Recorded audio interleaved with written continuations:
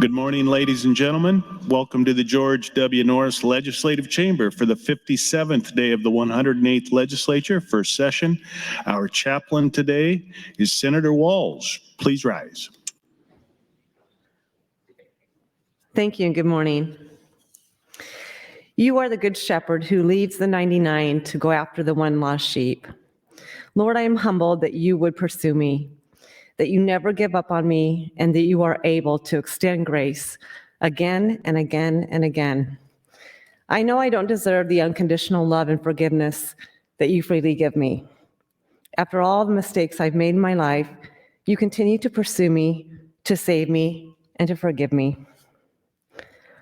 Our world is filled with people who are afraid to receive forgiveness, feeling that they could never be worthy enough of your love, that they could never do enough. And at the same time, our world is filled with people who are eager and ready to receive the gift of forgiveness, but are reluctant to extend that forgiveness to others. It's bitterness that becomes a barrier, and it's destructive. This Easter season, I want to thank you for your gift of forgiveness. Thank you for loving all of us enough to send your Son to earth to experience the most unimaginable pain so that we could be forgiven and learn to forgive.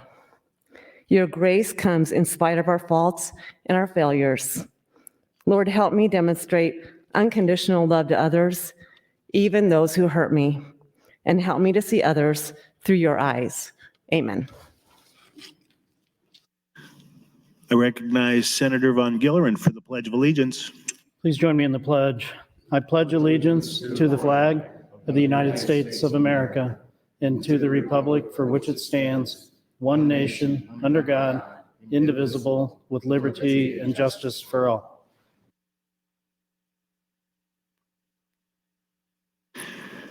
Thank you. I call to order the 57th day of the 108th Legislature, first session. Senators, please record your presence. Roll call.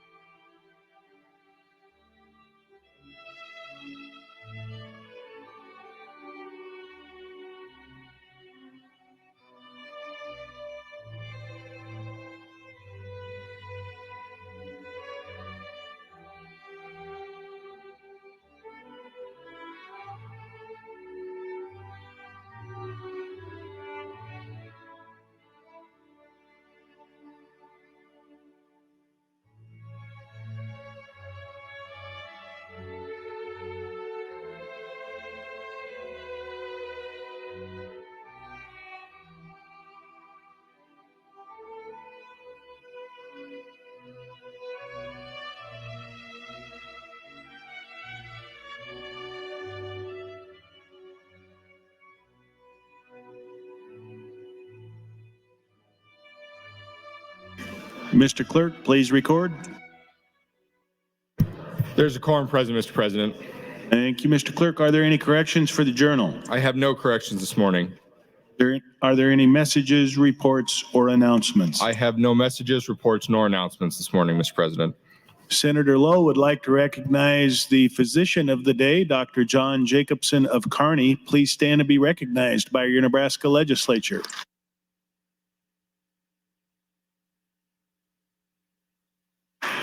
While the legislature is in session and capable of transacting business, I propose to sign and do hereby sign legislative resolutions 76 and 77. Mr. Clerk, for items. Mr. President, first item on the agenda, Legislative Bill 276 on select file. First of all, Senator, I have E&R amendments. Senator Ballard, you're recognized for a motion. Mr. President, I move the E&R amendments to LB 276 be adopted. You've heard the motion. All those in favor say aye. Those opposed, nay. They are adopted. Mr. Clerk, for motions. Mr. President, Senator Hunt would move to bracket Legislative Bill 276. Senator Michaela Cavanaugh, I have the understanding that you are authorized to open on that motion. Senator Michaela Cavanaugh, you're recognized to speak. Thank you, Mr. President. Good morning, colleagues. LB 276 is Senator Wishart's bill, the Community Behavioral Health Clinic Act, and I'm wondering if she would like to speak on it. Would Senator Wishart yield to a question? Senator Wishart, will you yield?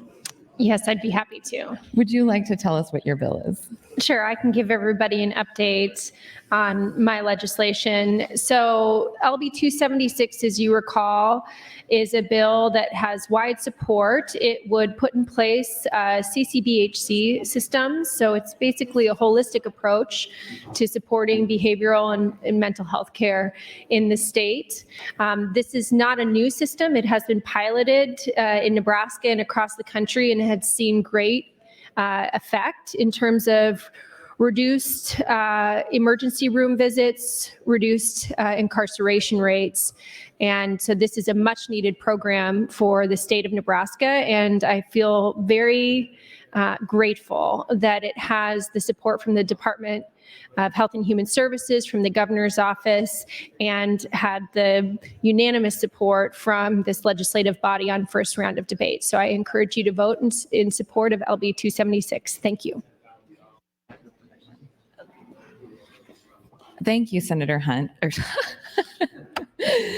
Thank you, Senator Hunt, for the time. Thank you, Senator Wishart, for the reminder of what this important piece of legislation does.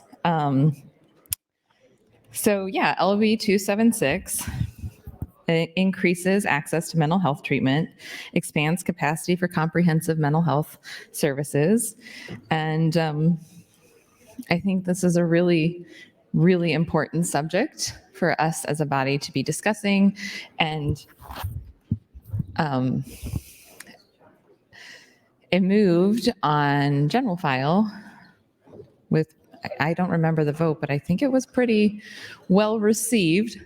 Not sure that anybody voted in opposition to it. I do remember this hearing. It was in late February, and I was not feeling well, but the governor had shown up to testify in support of the bill.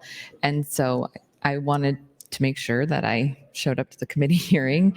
And I had a good conversation with the governor at that time about comprehensive approach to mental health. And I really appreciate that this administration has made mental health a priority.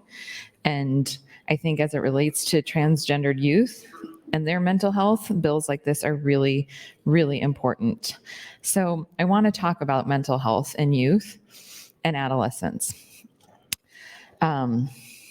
As a parent of a teen or preteen knows, the most common challenges that you have with mental health are generalized anxiety, which is excessive worry about everyday matters or previously routine situations, social phobias, like severe feelings of self-consciousness, insecurity in social settings, depression, which is persistent feelings of sadness, anxiety, anger, or emptiness. Some of these experiences are standard and typical for youth, but when they begin to significantly impact children's lives and result in things like poor grades, missing school, absence of friends, and other developments, parents can help. They can do so by consulting with doctors or therapists. Generally, there are a range of options for treating mental illness in teens that include simply identifying stressors, such as not getting enough sleep, skipping meals, universal school meals plug here, generally lacking a day-to-day routine and helping to remedy them. Professional counseling, which can be paired with medications, prescribing psychiatric medications typically used for depression, anxiety, and social phobias. I will say that when it comes to just the very basic, the day-to-day routine, now I don't have teenagers yet, though it does feel like my kids are teenagers since they were toddlers, but routine is what I have found, what my husband and I have found to be really important for especially our middle kid. And as most people can imagine, the schedule of being in the legislature does not lend itself greatly to routine. So we have to work really hard on maintaining a routine. And when we don't have a routine, it is very stressful for her. And her behavior reflects that. She really has more outbursts and clear anxiety. And so maintaining a routine is really important. My kids are on spring break this week. And so it is become my husband is a single parent all week, and maintaining their routine and also creating a routine when they're out of school. So I'm very, very grateful to him for everything he is doing this week. And it is way harder than standing up here and talking for hours on end. Parenting, I think, is a very rewarding, but also a very difficult job. And he is doing it on his own, and it means the world to me that he is. Mental illness in teens is more common than people think, but it's also very treatable. Mental illness is preventable. I want to suggest to those who are listening that you should talk to your teen if you're concerned. One group of teens who experiences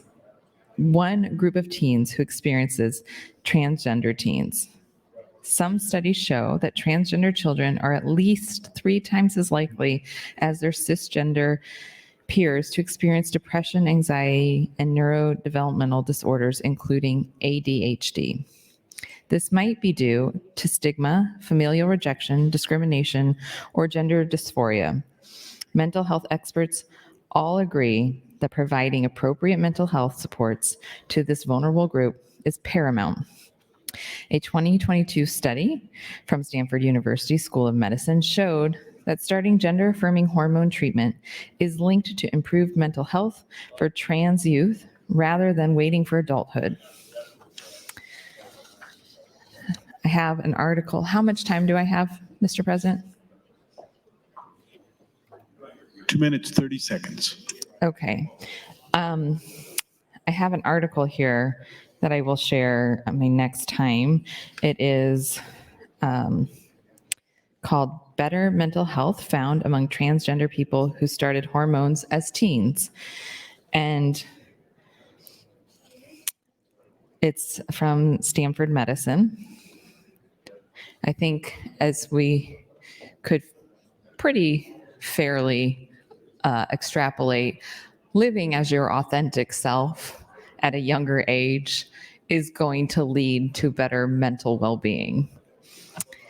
No matter what, living as your authentic self and knowing who your authentic self is and living that way is going to yield better mental health results.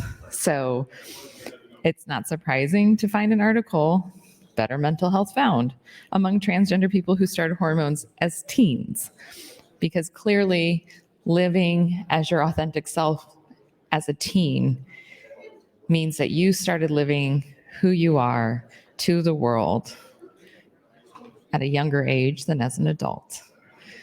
And I think that's a really important distinction, because those teen years are when you are going out in the world, leaving home, and really 1 minute. developing who you are to the community around you. So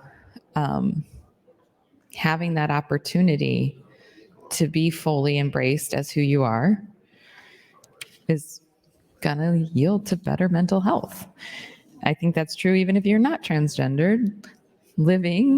Being accepted for who you are and living as you are is going to lead to better mental health. So I will dig into this article a little bit on my next time on the microphone. Thank you, Mr. President. Thank you, Senator Kavanaugh. Senator Clemens has a guest under the south balcony, Larry Peters of Lincoln. Please stand and be recognized by your Nebraska Legislature.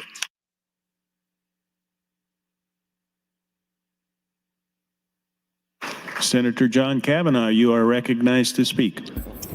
Thank you, Mr. President. So I rise in support of LB 276 and oppose the bracket motion. And I just want to use this opportunity to talk about mental health some more as well. I appreciate Senator Wishart's work on this bill and what this bill is intending to do. And when we talked about it on general file, I talked a little bit about how individuals find themselves in the criminal justice system in a lot of different ways as a result of things they've done, either in service of their mental health issue or as a result of. But one of the things we didn't talk about last time was the issue of competency. So there's a lot of people who commit crimes for any number of reasons, but there are some who commit crimes because of an underlying mental health issue. And some of those mental health issues do not affect someone's competency, and some of them do. And so what we say by competency, we mean in the criminal justice system, means that they are competent to aid in their own defense, and that they're able to understand and comprehend the charges against them. And so you have a lot of people who are mentally ill, and that leads to them doing something, often some very serious crimes, and they don't understand what the process is. They don't understand who the lawyer is or their lawyer is, what their role is. They don't understand what the judge's role is or who the judge is or the prosecutor. They don't understand what the consequences could be of the trial. And so as a result of a lot of those things rooted from their mental health issue, they're unable to aid in their own defense and can often be found not competent to stand trial. And so then they go through a process of attempting to restore competence and often get sent to the Lincoln Regional Center, where they get evaluated and get treated. As I'm sure everybody here remembers, we have quite a backlog in the Lincoln Regional Center. We passed a bill last year that requires the state to reimburse the counties on a daily basis after someone's been on the wait list for the regional center for more than, if I remember right, 100 days, but might be 50. I should remember this. That was Senator Matt Hansen's bill that then got integrated into one of my bills. And so we have such a backlog that the counties are basically housing people, and our county jails end up becoming our biggest mental health provider in the county and in the state. And so all of these things are connected, and a lot of them can be addressed more effectively with this type of early intervention that this bill is proposing that we undertake.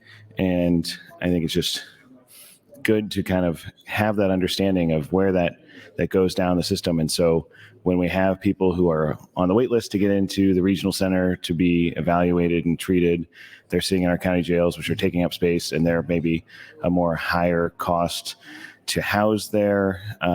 They obviously are delaying their trial, which is meaning that they're being detained for longer, and additionally, ultimately putting off the justice that would be afforded by a resolution to a case.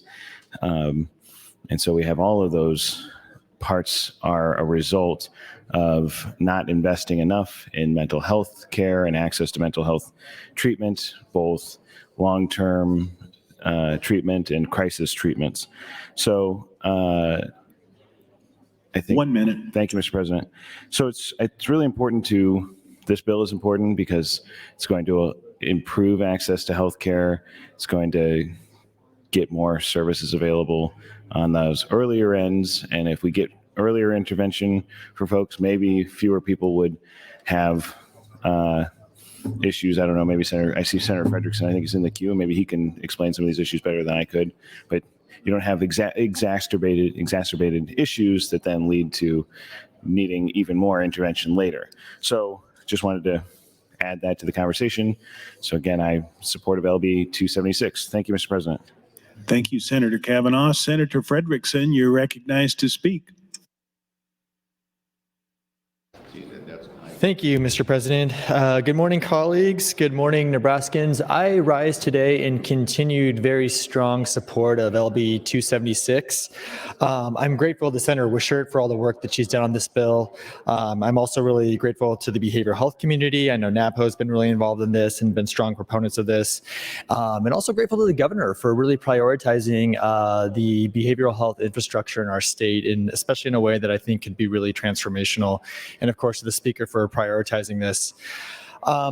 Just to kind of underscore what Senator Wishart was saying earlier, as I will say, I think that having this type of infrastructure and this type of model in our state, it really truly does have the potential to transform how we deliver behavioral health, particularly from like a payment and reimbursement perspective, but also from just a delivery perspective. So, the CCBHC model is really, it's coordinated services, it's comprehensive services, and these are really, evidence-based interventions. These are the ways that you can really have an impact on folks' lives and truly move the needle on people, on folks' journey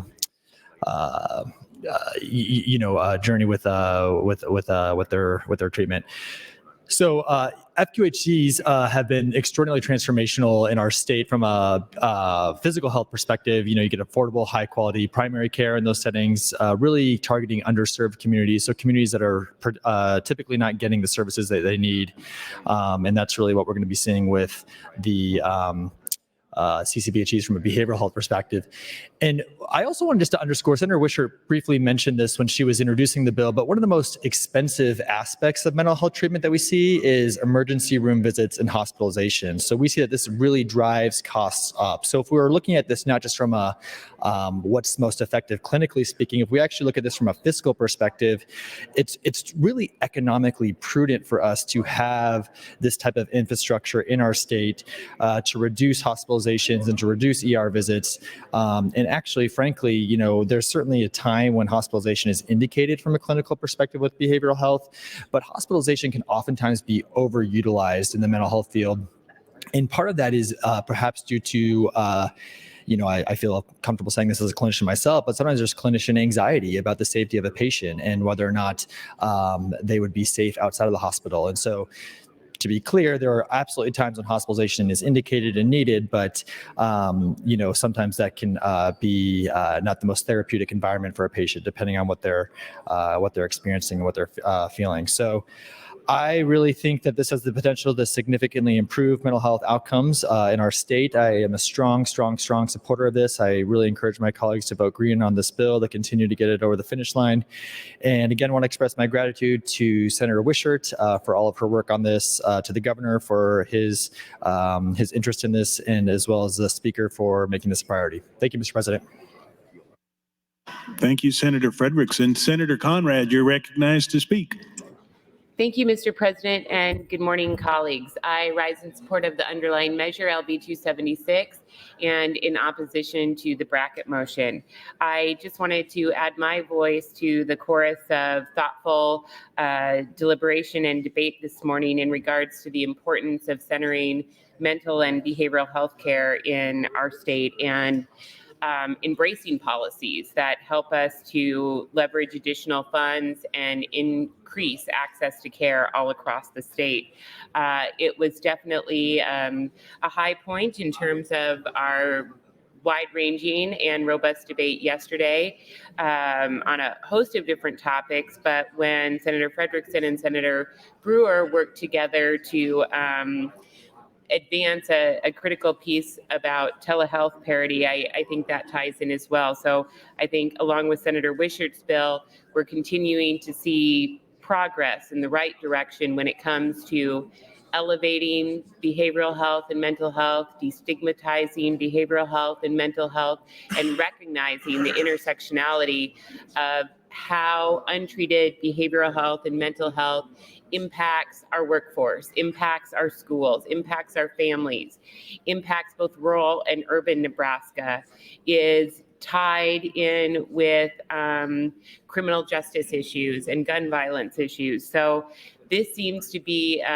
such an important thread that flows through so many different policy areas that it's definitely worthy of additional debate and attention, and advancing this measure and even more robust measures to ensure that our network of care is as robust as our citizens need it to be.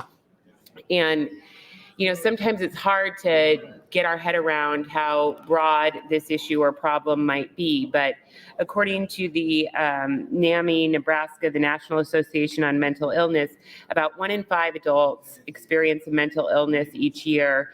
And in Nebraska, that equates to about 257,000 adults in Nebraska experiencing a mental health condition. They note, for context, that that's more than 5 times the population of Grand Island.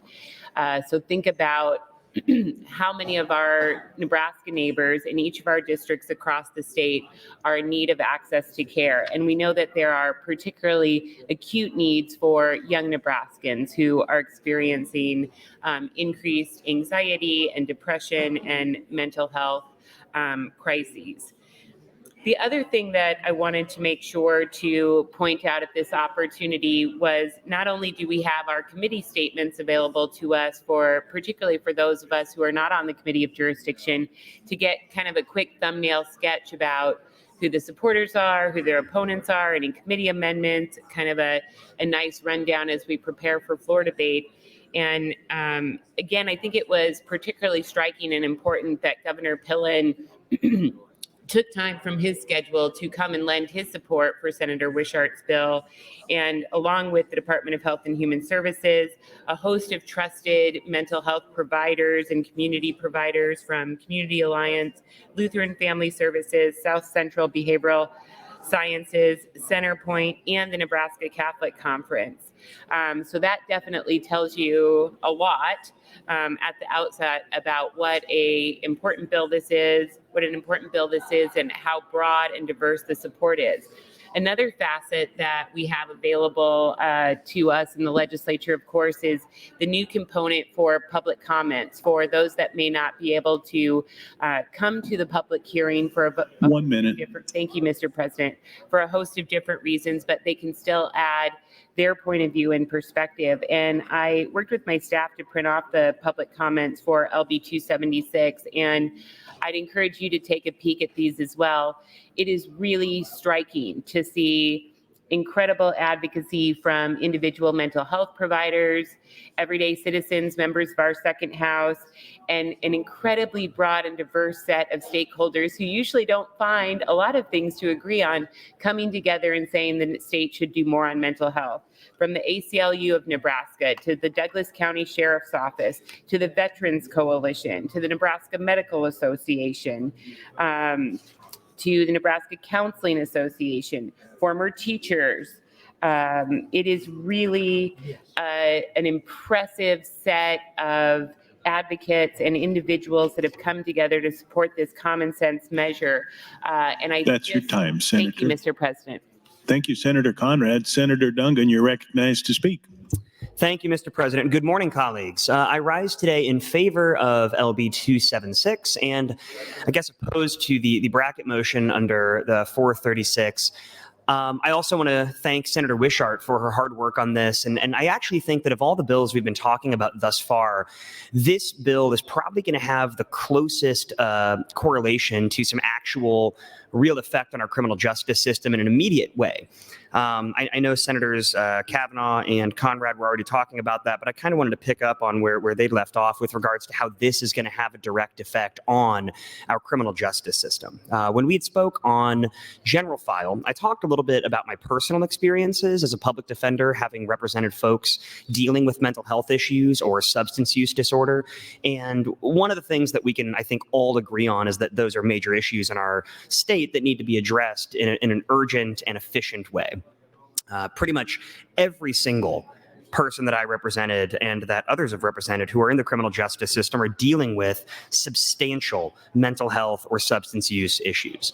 And what this bill seeks to do, as I understand it, is create incentives and create this network essentially of these community behavioral health clinics that are going to better serve our populations. And in doing so, I think they're going to do a real number on reducing some of the criminal justice issues we're seeing. You know, one of the major priorities that a lot of folks in our neighborhoods talk about is keeping our streets safe. Obviously, we think that's incredibly important, but I think oftentimes what that actually means is taking care of issues before they start. So when you're dealing with folks dealing with mental health issues, if we can provide resources prior to things hitting a crisis point. I spoke on General File about, if people remember, this person who was actually literally making a cry for help and would not actually get the services he needed until he was involved in the criminal justice system. And that's a huge problem. So these centers will do a really good job, I think, of addressing a lot of those problems ahead of time. Senator Kavanaugh was speaking about competency, and it's something that we deal a lot with in the criminal justice system. And you have to differentiate competency from the legal definition of insanity, and I think he's going to get more into that here in a little bit.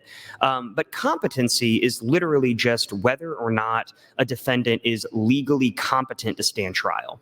And there's various factors that are looked at in determining whether or not a client is competent to stand trial. A case called Gwatney here in Nebraska is the case that oftentimes we look to for those various factors as to whether or not somebody is competent. And it includes things like whether or not a defendant has the sufficient mental capacity to appreciate the presence in relation to time, place, and things, whether or not they're able to assist in their defense, whether or not they understand the role of the parties involved, as in, do they even understand whether or not a judge is a judge, or what's a prosecutor do, what's your defense attorney do?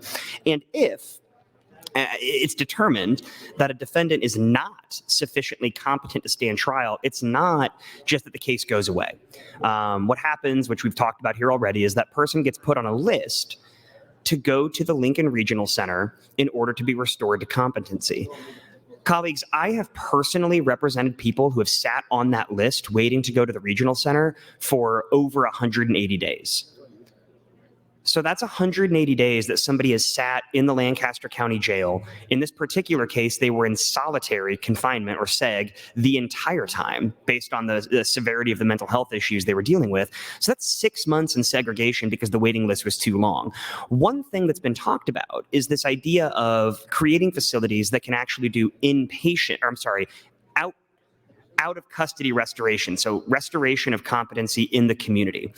My belief is that if we support LB 276, we're going to create more facilities that potentially could speed up this process of restoration of competency by creating more facilities that can effectively help restore people in the community and provide the services they need to find themselves once again competent. And that's going to benefit us all in a number of ways. First of all, it's going to create people who are actually having their mental health and substance use disorder issues addressed. And that should always be our number one concern. Making sure. 1 minute. Thank you, Mr. President. Making sure people are safe, making sure people are dealing with their problems. That should always be our number one concern. But in addition to that, if we speed up this restoration process by encouraging more community-based restoration, what we're going to do is we're going to see reduced times on that waiting list. We're going to see reduced amount of people sitting in jails. We're going to see reduced cost to the state. We're going to see reduced cost to the county. And so there's sort of this outward rippling effect of LB 276 on the criminal justice system that I think I'm probably going to talk about a little bit more because I think it's really important we highlight this. But I do support LB 276, and I would encourage my colleagues to take a look at how this can affect our society as a larger whole and ensure that folks with mental health problems address their issues. Thank you, Mr. President. Thank you, Senator Dungan. Senator Conrad, you're recognized to speak. Thank you, Mr. President, and good morning again, colleagues. I think I got a note from the clerk that I wasn't quite close enough to the mic, so hopefully we've remedied that situation here, so it's a little bit easier for the transcribers. But I just wanted to continue. I ran out of time in my last comments and really appreciate Senator John Kavanaugh and Senator Dungan's comments in regards to helping to connect the dot with some of the acute mental health needs and behavioral health needs that end up in the criminal justice system and how our existing infrastructure for care between the criminal justice system and the mental health system is inadequate and causing not only a great deal of headache and heartache and challenge for frontline corrections workers, but it's also causing, I think, significant human rights abuses for those that are incarcerated and suffering mental health conditions and unable to access treatment. But I just wanted to also continue to note some of the incredible comments that are on this bill from citizens across the state. And I would be remiss if I didn't also note, of course, that AARP had weighed in on this in response to their members' needs all across Nebraska with some incredible statistics. The Women's Health Initiative Advisory Council for Nebraska had weighed in, the Open Sky Institute, and then again, medical professionals in their individual capacity from all across Nebraska, providing really thoughtful commentary about their experiences teaching mental health professionals in Nebraska, treating Nebraskans with mental health conditions, and it is no less than a treasure trove of incredible advocacy and information in this public comments component on this measure. So I know that it definitely helped to inform my preparation for taking up the bill and was a good reminder to, in addition to all the streams of information we have coming in, the texts and the notes and the emails and the calls are all valuable and important and appreciated, but the public comment component is something that's also accessible that has a significant amount of information. And I'm glad to see the legislature continually update some of its opportunities for the public to weigh in.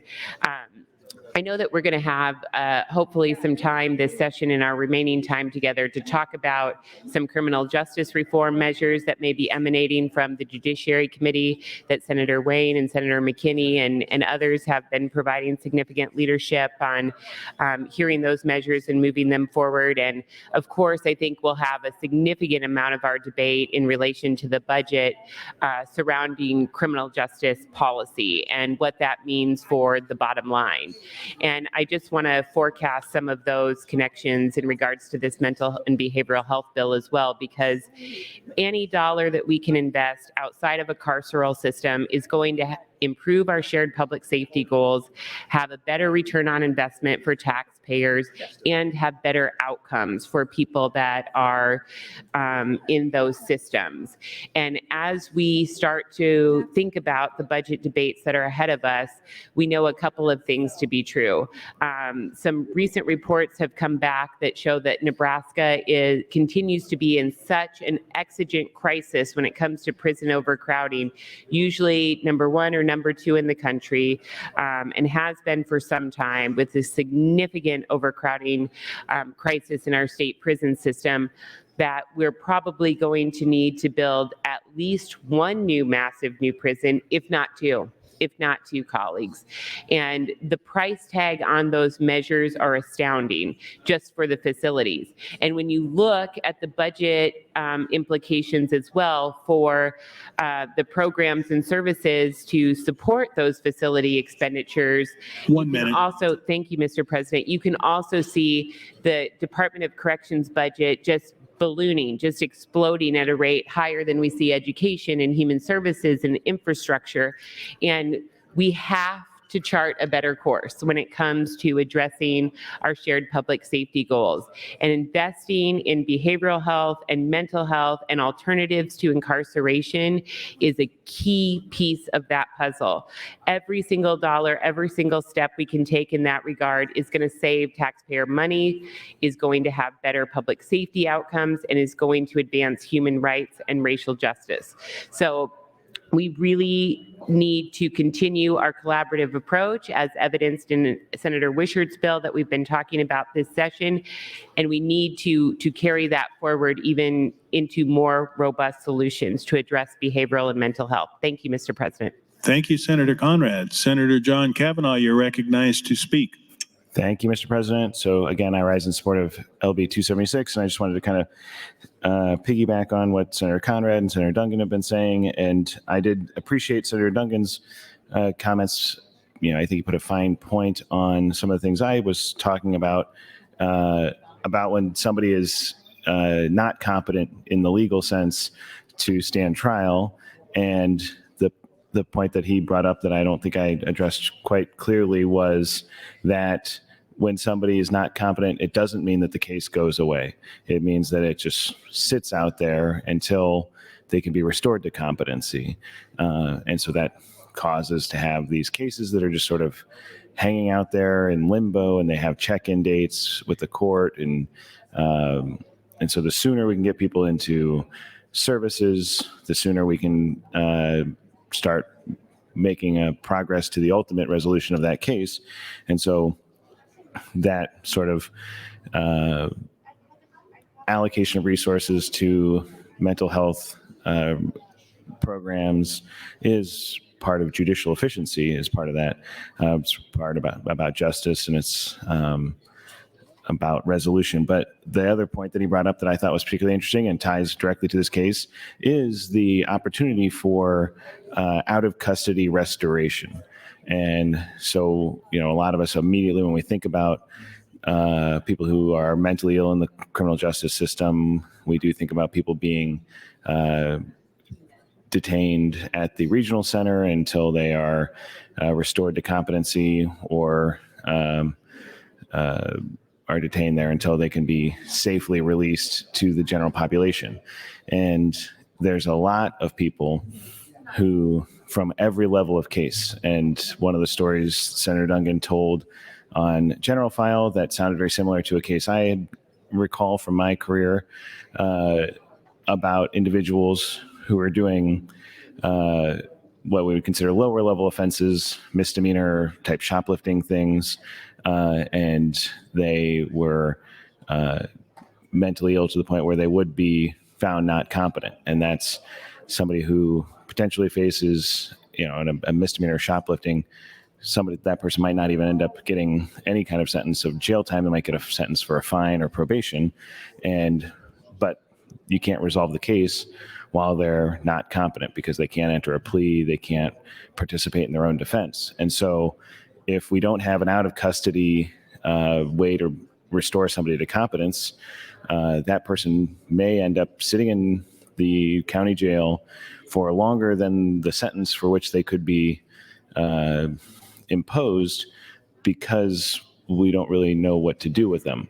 And so it is really important that we invest in these sort of services that will allow for individuals to get mental health services outside of a locked facility, and allow people to be in community-based mental health restoration services. But then I think that's part of what LB 276 will help us build, that sort of infrastructure of these community-based mental health centers. And so it's really is part of a broader system that will help us address the number of people who are in our criminal justice system, the number of crimes that are being committed, and the just amount of resources that we're allocating to that. And so sometimes we talk about... 1 minute. Thank you, Mr. President. we talk about the criminal justice system as obviously a necessary system, but there are potential ways to find efficiencies in that system. And incarcerating fewer people then is one of them. And if we can find ways to not incarcerate people we don't need to incarcerate, and finding more constructive ways to deal with those individuals and their underlying issues, we can save money, we can decrease recidivism, we can improve outcomes, we can ultimately have fewer people be the victims of crimes. And that's one of the reasons we need to invest in broader access to mental health services. And one of the reasons LB 276 is a good bill. Thank you, Mr. President. Thank you, Senator Kavanaugh. Senator Dungan, you're recognized to speak. Thank you, Mr. President. And I really genuinely appreciate this conversation and my colleagues who are listening. We talk so much about criminal justice issues in this body and in these committees, but when we actually have bills like this before us, I do think it's important to take just a moment and have these conversations about the way that these things affect our society as a whole. So this is meant to be a substantive conversation. I've made it very clear to my colleagues, I only really get up on the mic and talk about these things when they seem to directly affect the things that are important to me. And so I want to make sure that folks understand we're talking about these issues because they really do help our community both remain safe as well as help the members of our community who are suffering from mental health issues and substance use disorder. One of the things we've been talking about too is competency, but I think I differentiated that last time I was on the mic from insanity. And I'm not going to go through a whole CLE right now of what insanity counts as in the criminal system, but long story short, there is a difference between being not competent to stand trial and being found not responsible by reason of insanity. Essentially, you've heard on TV or movies the insanity defense, and I think there's a lot of misnomers around that. But long story short, if you are able to prove by a preponderance of the evidence that you are in fact not responsible by reason of insanity, it's not a get out of jail free card. And what that means is it's not as though you're found, oh, he was insane or they were insane when this happened, therefore you get to go walk free on the streets. What happens is you essentially are committed to the Lincoln Regional Center for an indefinite period of time. And during that indefinite period of time, they essentially put you under the review of a board who has to determine whether or not you are, and I'm simplifying this, but safe to put back into the community. And so these folks who are found not responsible by reason of insanity spend years at the regional center. And I have represented clients who have spent years at the regional center and ultimately are released for short periods of time. And because they are not able to adequately address their mental health needs, occasionally run into issues out in the community where they then have to go back to the regional center. And so, yes, that matters for those individuals, and it matters for their families, and it matters for them that they have to go back into essentially custody at the regional center for years. But it also affects us as a state, and it affects our bottom line. It affects our pocketbook, and it affects the wait lists at the regional center. And so how does this all correlate? Well, I think what other senators have been talking about is the more behavioral health needs that are met ahead of time, the less likely we are to need these immense amounts of state resources on the back end to try to put out these fires that have essentially been started by virtue of us not addressing the underlying issues in the first place. And so it's not always, I think, the easiest thing to see the financial benefit from, but I can tell you firsthand that if we address these problems, whether it's the behavioral health problems or the substance use disorders, if we address these problems early on, and if we as a state get together and say, we are going to place a priority on providing resources for folks who need them, I can almost assure you that we're going to see a decrease in crime. We're going to see a decrease in people who are asking for help. And we're also going to see a decrease in the burden that's being placed on the regional center and the few sort of high needs behavioral health centers we currently have. And what I think we should be interested in as a legislature is finding ways to spend our money effectively, excuse me, spend our taxpayers' dollars effectively, try to do it in a way that's going to thank you, Mr. President, prevent further problems, and do that in a way that's going to best help the people who need the help the most. And so I can tell you, when I have sat in these rooms across from people who have spent years at the regional center, who are good people, who are trying really hard to get back to their families. They're trying incredibly hard to get back to their communities, but they just simply don't have the means or the ability to access the services they need. It hits home. And when you actually have those conversations with those people and you realize that they're just regular, everyday people who have some really high needs, it makes a difference. And so I would just, again, encourage my colleagues to support LB 276. I think this is a common sense way to provide those community resources and prevent problems before they happen. And I think we should be in the business of helping folks in a way that helps the entire society. Thank you, Mr. President. Thank you, Senator Dungan. Speaker Arch, you're recognized to speak. Thank you, Mr. President. I spoke on general file on LB 276 in support of that, and I am in support of that. I appreciate very much this bill, and as I mentioned on general file, that this idea and this concept has been out there for some time, and other states are doing this, and it is an opportunity to do this and leverage some federal dollars in the process. But I know that this is not an immediate throwing the switch and suddenly we have CCBHC in our state. And so if Senator Wishart would yield to a question, I'd appreciate that. Senator Wishart, will you yield? Yes, I will. Thank you, Senator Wishart. You and I had a conversation that there's a date of 2026, but I know before we get to there's a state plan amendment that has to be drafted.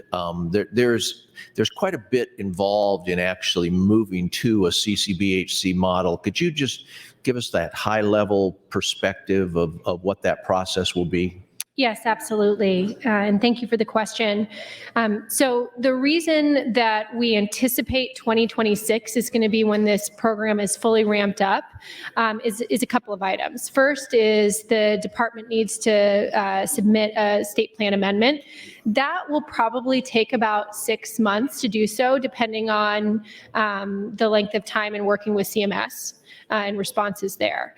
But where the real work and time commitment comes into play is in internally getting organized at the department and then with the clinics and then with stakeholders in terms of setting up the payment system, getting stakeholder input. As you can see in the legislation, we do want to make sure that this is done with a really comprehensive, diligent approach because it is a big change that we're doing to this system. So that's why we're looking at a methodical 2-year ramp up.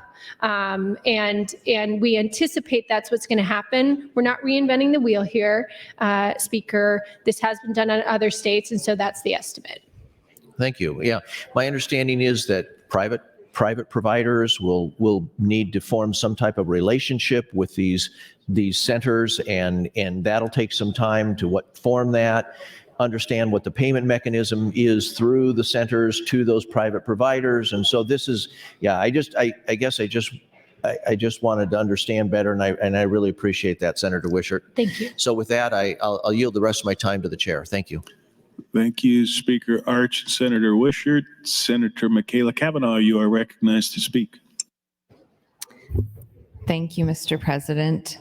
I tried to stay out of the queue for a little bit because I didn't want to disrupt the interesting conversation that was happening with Senators John Kavanaugh, George Dungan, and Daniel Conrad.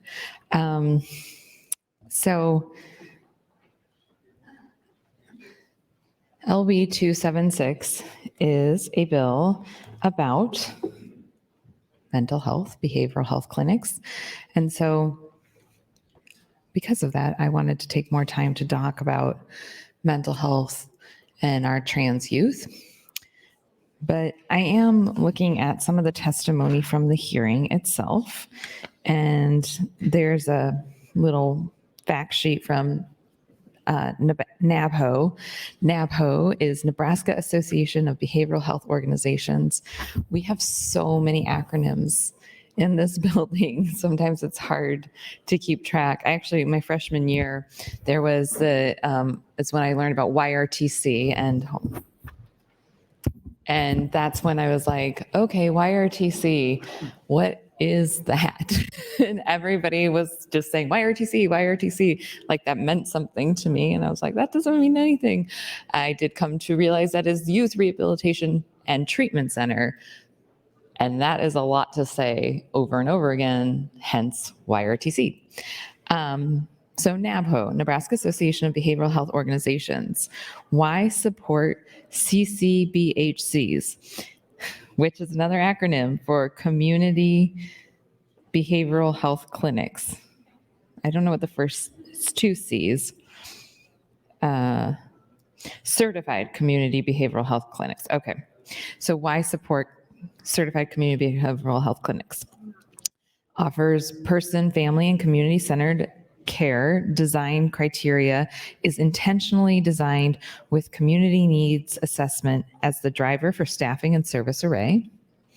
Increases access to mental health and substance use disorder treatment. Expands capacity through holistic approach that responds to local needs and builds community partnerships with law enforcement, schools, hospitals, primary care providers, and public-private service organizations to improve care. Fills gaps in service, allows for expansion of services in previously underserved areas, provides at-cost reimbursement through prospective payment system, invests in workforce, reduces health disparities, and improves access to care for marginalized populations. So then we have Nebraska has 3 certified community behavioral health clinics, CCBHCs, providing services across 24 counties. And this is from October 2022. 2 additional organizations in Nebraska were recently funded to become CCBHCs. These CCBHCs aim to improve access, quality, and outcomes for Nebraskans needing outpatient behavioral health services by adhering to service criteria. This holistic and coordinated services CCBHCs provide must be person and family-centered, recovery-oriented, and trauma-informed. CCBHCs must serve people with serious mental illness and substance use conditions, as well as children with serious emotional disturbance. Quote, "It's like a home for me. I like all the people, the groups, the doctor, my therapist. The program is really good. I'm getting better every day," end quote, from Consumer Served by Community Alliance. Data from the first 3 Nebraska CCBHCs, Community Alliance, Centerpoint, and Lutheran Family Services, show promising findings. The sites conducted national outcomes measures, or NOMs, NOMs, interviews as required by the Substance Abuse and Mental Health Services Administration between July 2020 and September 2022, from a total of 1,307 adults and 53 children. The findings reflect baseline data from all enrollees and outcomes data for 343 adults who had been in the program for at least 6 months. Not all adults had data on every outcome measure. Preventing and managing chronic health conditions. CCBHCs are uniquely positioned to provide holistic and coordinated care. People with serious mental illness. That's your time, Senator. Thank you. Thank you, Senator Kavanaugh. Senator Conrad announces some guests in the north balcony. Students from Lincoln Northeast High School, please stand and be recognized by your Nebraska Legislature.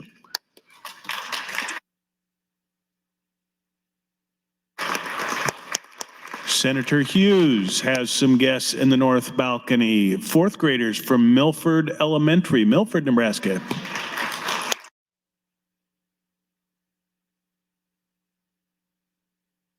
Senator Michaela Cavanaugh, you're recognized to speak, and then you'll have your close. Thank you, Mr. President. I was on preventing and managing chronic health conditions. Again, we were talking about LB 276, a bill about community behavioral health clinics. And this is the fact sheet from NABHO, Nebraska Behavioral Health Association. And so they have preventing and managing chronic health conditions. CCBHCs are uniquely positioned to provide holistic and coordinated care. People with serious mental illness have greatly reduced life expectancies as much as 25 years compared to general population. Much of the disparities results from preventable and unmanageable chronic health conditions such as diabetes and hypertension. Adults with elevated blood pressure readings at baseline showed improvement after 6 months, and many reached normal blood pressure levels. Of those enrollees with hypertension, 49% experienced a clinically significant reduction in either systolic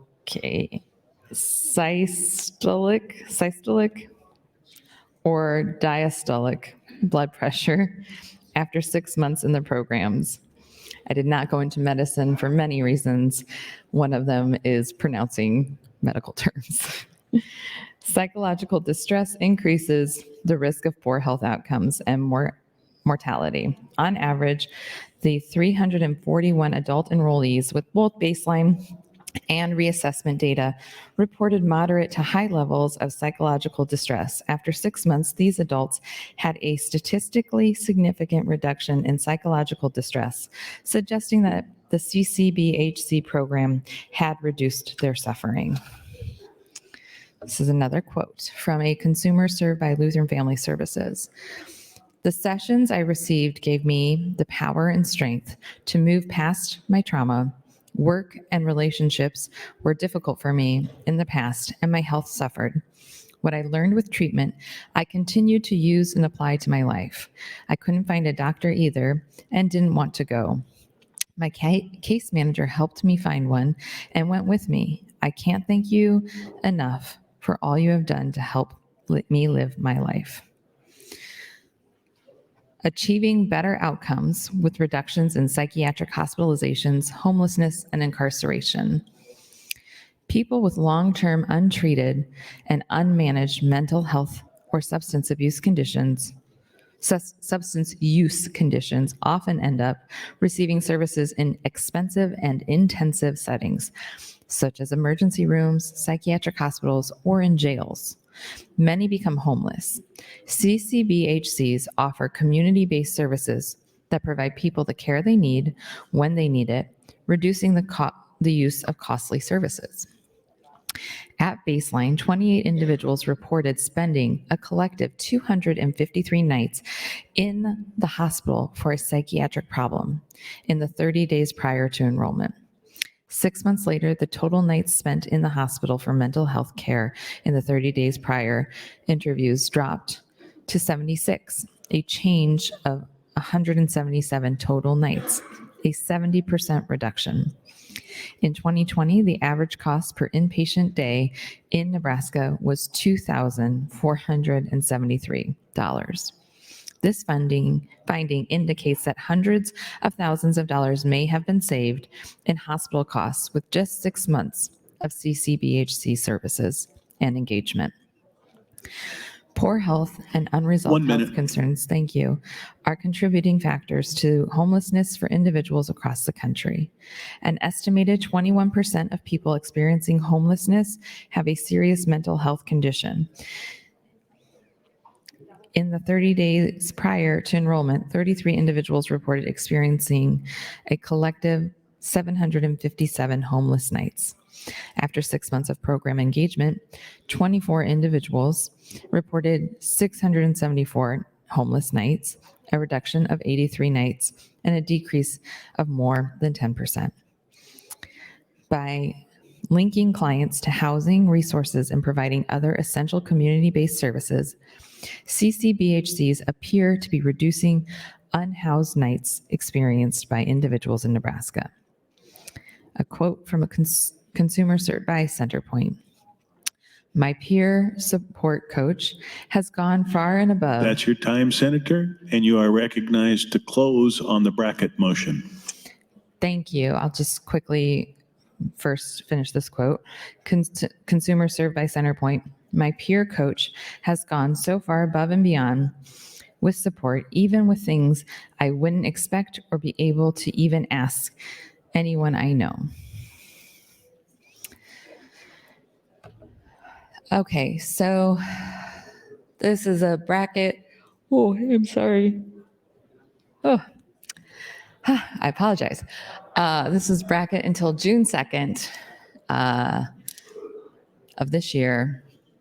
And it is the Community-Based Health Center Clinic Act. I would encourage colleagues to not vote for the bracket.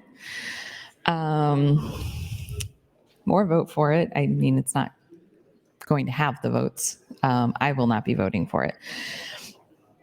But I'm just looking at the agenda. So we have this bill, and then at 1, after we break for lunch, we come back to the broadband office bill, which I previously had a lot to say on, so I'll probably have a lot to say on it again.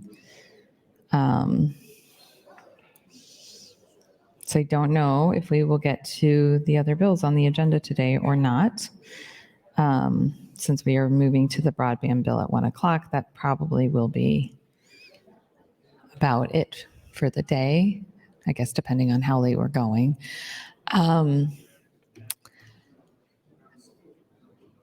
I mentioned this last night, the motions that senators are putting on top of the motions that myself and Senator Hunt and Senator Conrad have put on.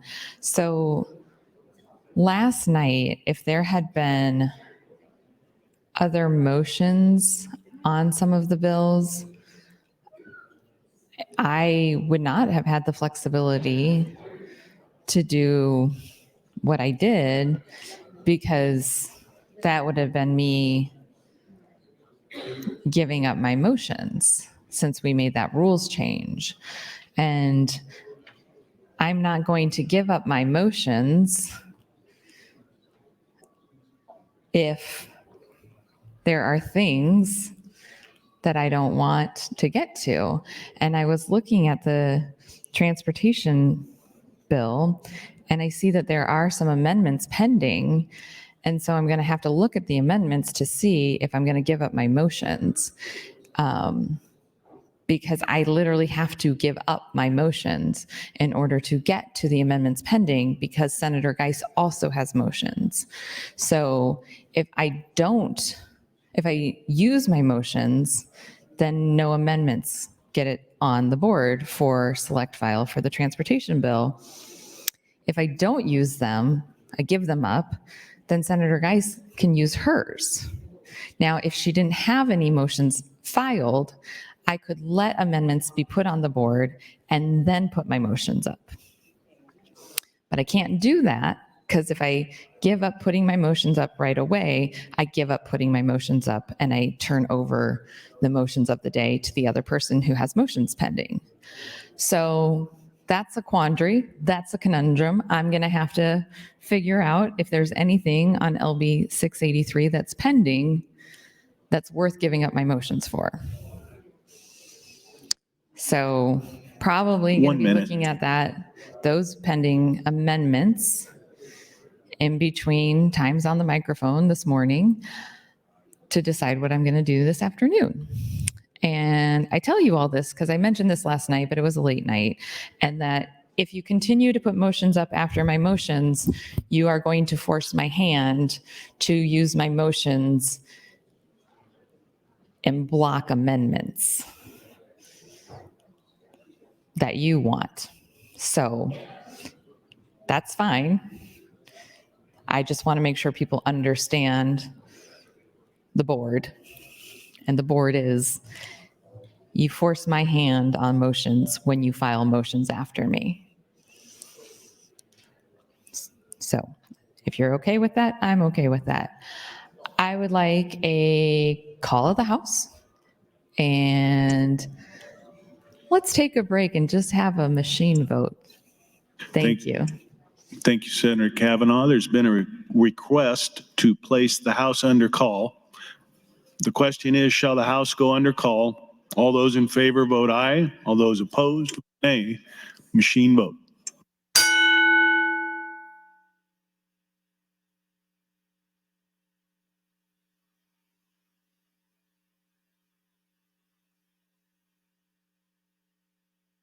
Mr. Clerk. 17 ayes, 4 nays to go under call, Mr. President. The House is under call. Senators, please record your presence. Those unexcused senators outside the chamber, please return to the chamber and record your presence. All unauthorized personnel, please leave the floor. The House is under call.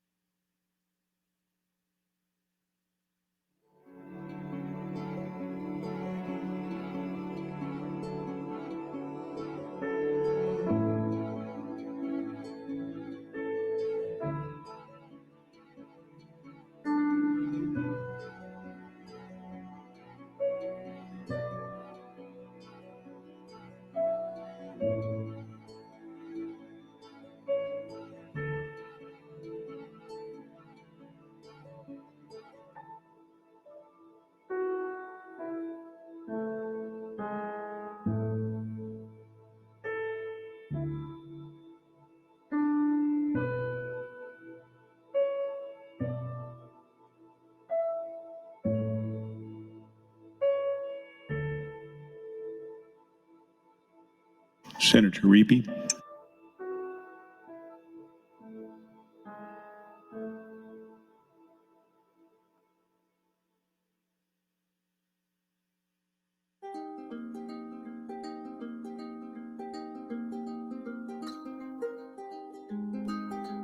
Senators Kauth, Frederickson, Armendariz, Dover, Vargas, Bostelman, and Merman, please report to the chamber and record your presence. The House is under call.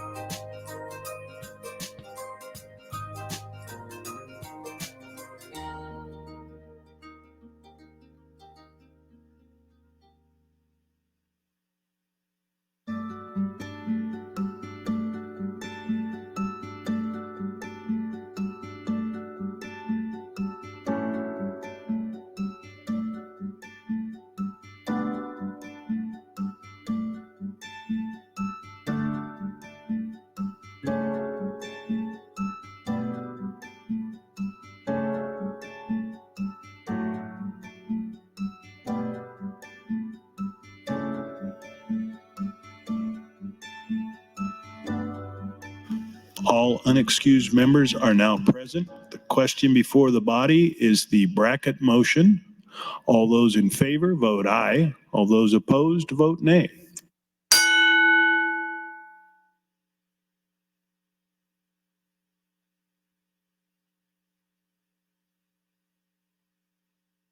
Record, Mr. Clerk. 0 ayes, 45 nays on the motion to bracket, Mr. President. The motion fails. The call is raised. Mr. Clerk, for items.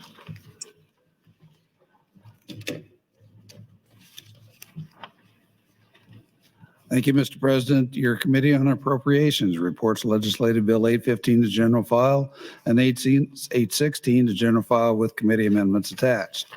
In addition to that, motions from Senator Reapy to LB 282, as well as Senator Linehan to Legislative Bill 183. That's all I have at this time.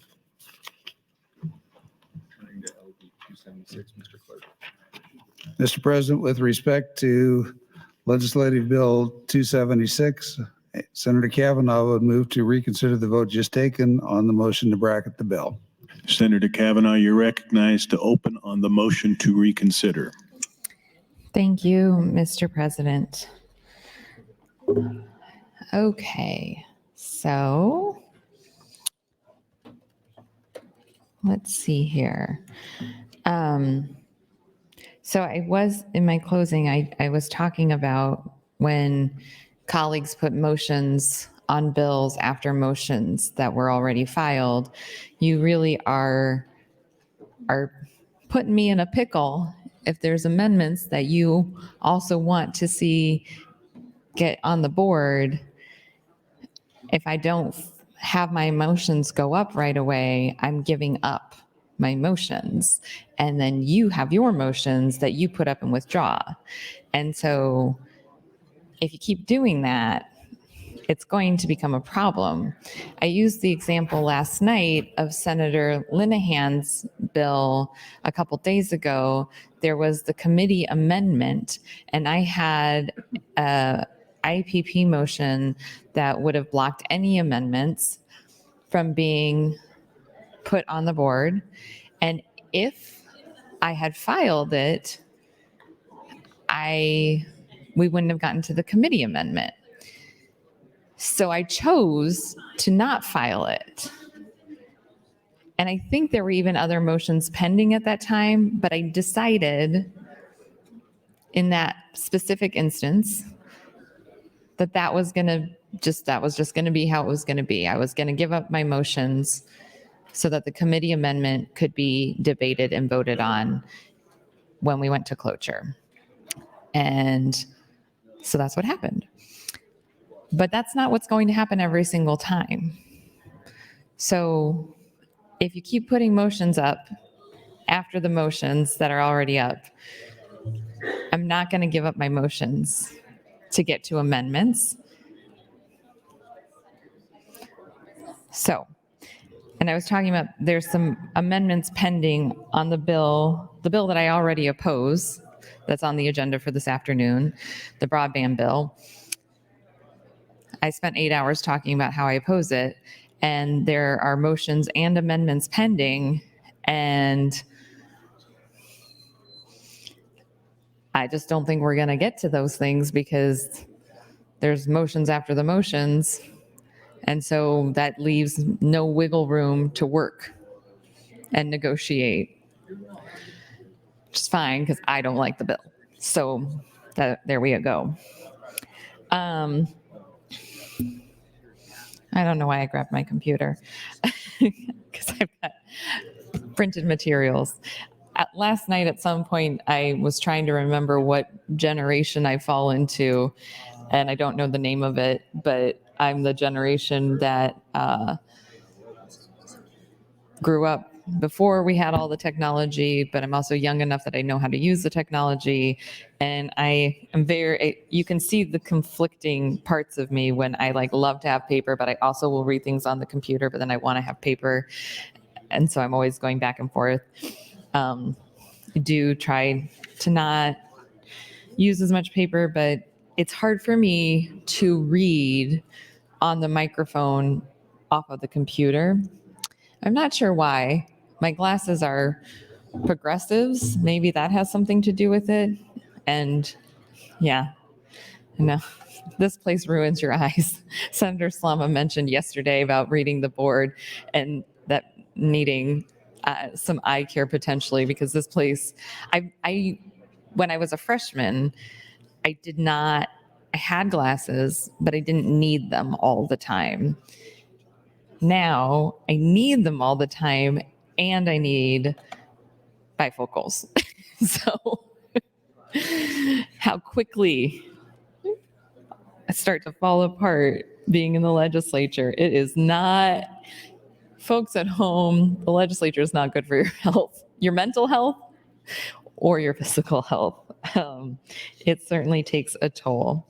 So CCBHC impact report. So this bill is about the certified community-based health centers. I am sorry, I keep yawning. Talked a lot yesterday, late night, still talking today.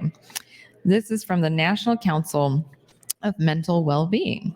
It is the 2022 CCBHC Impact Report, Expanding Access to Comprehensive Integrated Mental Health and Substance Use Care. CCBHC results at a glance: expanding timely access to care, investing in the workforce, expanding access to medication-assisted treatment services, coordination integration with primary care, making crisis services supports available to all, parenting with law enforcement and criminal justice agencies, meeting children, youth, and families where they are, addressing health disparities and social determinants of health. And there's the survey method and endnotes. Okay. This is tiny font, even with my glasses. And I have the opera glasses here, but I don't think that they will help with the reading. So, introduction. Faced with decades of underfunding, ongoing struggles to recruit and retain staff, and dual mental health and substance use crisis nationwide, the behavioral health system has long needed significant investment and transformation to meet the true needs of communities across the country.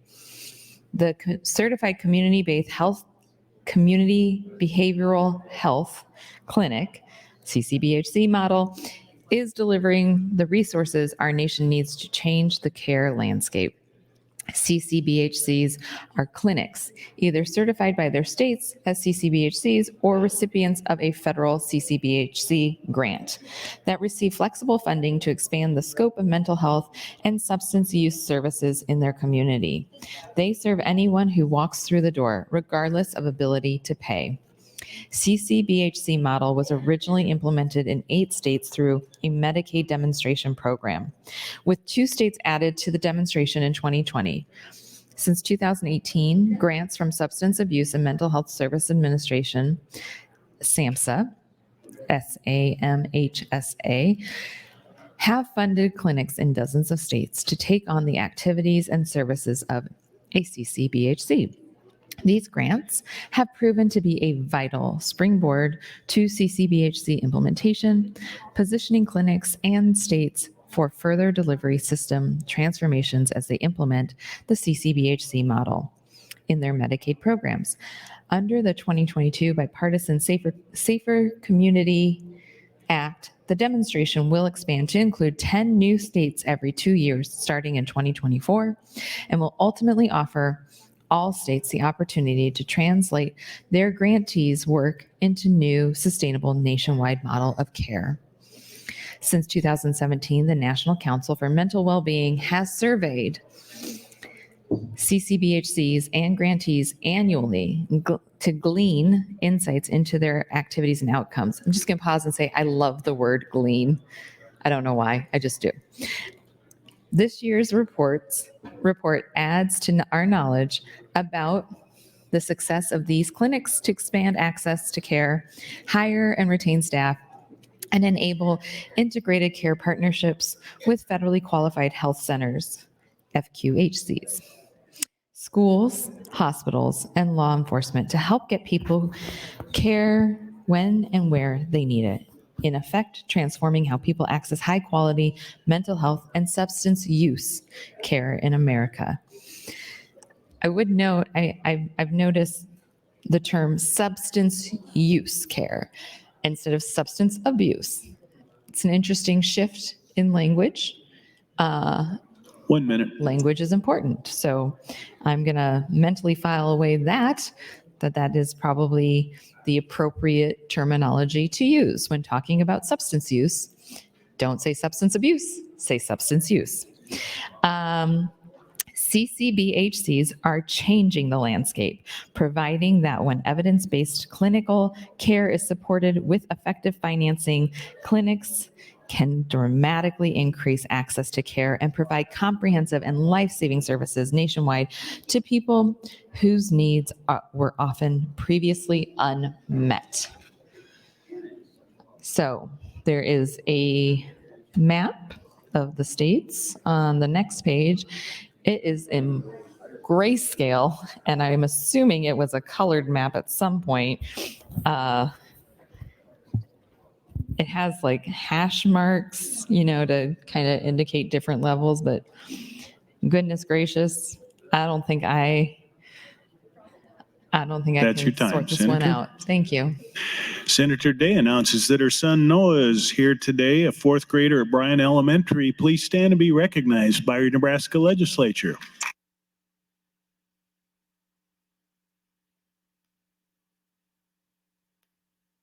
Senator Michaela Cavanaugh, you're recognized to speak. Thank you, Mr. President. Okay. So we are still on the CCBHC bill, and I am just sharing some information from the CCBHC 2022 impact report that was put together by the National Council for Mental Well-Being. I was discussing the status of participation in the CCBHC model. Oh, get the cue.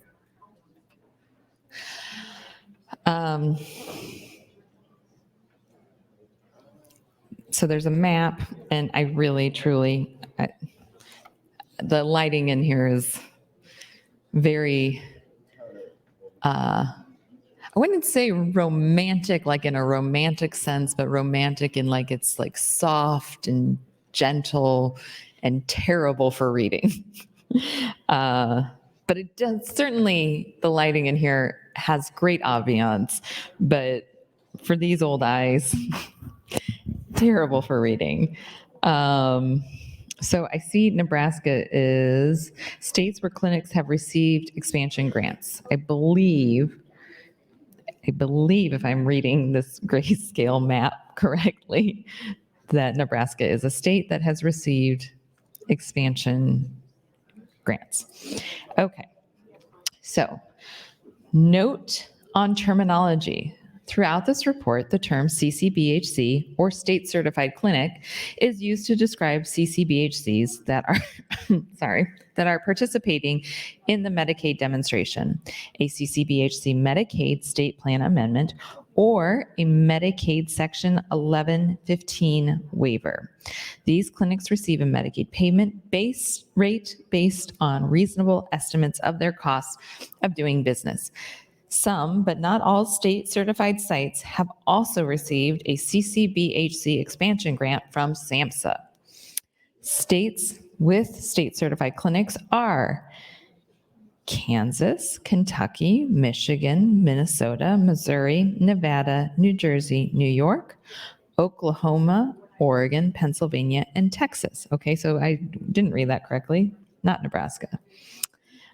Many of these states also have grantee-only clinics. The term grantee refers to clinics that have only received SAMHSA CCBHC grant funding to date and are not certified as CCBHCs by their states. These clinics do not receive the special CCBHC Medicaid payment rate and instead rely on federal grant funding to implement the CCBHC model of care. Since the grant program began in 2018, grants have been awarded to clinics in 46 states, Washington, D.C., Guam, and Puerto Rico. While state-certified CCBHCs and grantees reported broadly similar experiences, the survey data reveal some differences between the two types of clinics, providing insights as to how the Medicaid demonstration can further scale innovations and improvements initiated under the grant program. So the 1115 waiver is used in a lot of different instances. It's a Medicaid waiver, and it's not specific to CCBHCs. We do 1115 waivers for all kinds of things. Medicaid, 1 minute. Thank you. Medicaid expansion was an 1115 waiver. That is a whole nother probably 10-hour conversation to talk about Medicaid expansion in Nebraska. The family support waiver, actually, I don't know if the family support waiver is a 1115 waiver. That might be a different waiver. That was my bill, so I should remember what waiver it is. But I'll figure it out and come back and talk about it later.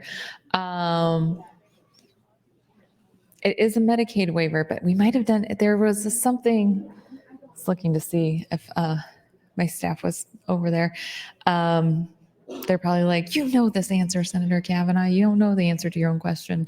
I just don't remember because my brain is tired right now. But 1115 waivers, which they talk about in here, are Medicaid waivers. That's your time, Senator. Thank you, Senator Kavanaugh. Senator Erdman, you are recognized to speak. Thank you, Mr. President. Good morning. My original intention was to call the question. And then I thought I needed to share something that I received last night as a text. I had a friend back home sent me a text around 9 o'clock. And he just turned on as the legislature turns. And he sent a text, he said, I believe you're talking about pet insurance. Could that be true? Question mark. I didn't respond. And 45 minutes later, whatever it was, we passed it, and he writes and he says, that was a real bill. I said, yeah, it was. He goes, do you think I can get pet insurance for my goldfish? I said, I don't know. That was peculiar. So what I have here on my podium, and for those of you watching from home, it's called McCrae's Blue Book, 56th edition, 1949. It has 4,000 pages, and the font is size 4. Senator Frederickson is smiling. He's seen it. Size 4 font. I can't even see it. But I'm going to start reading. Page 1. Maybe I won't. But I will tell you this.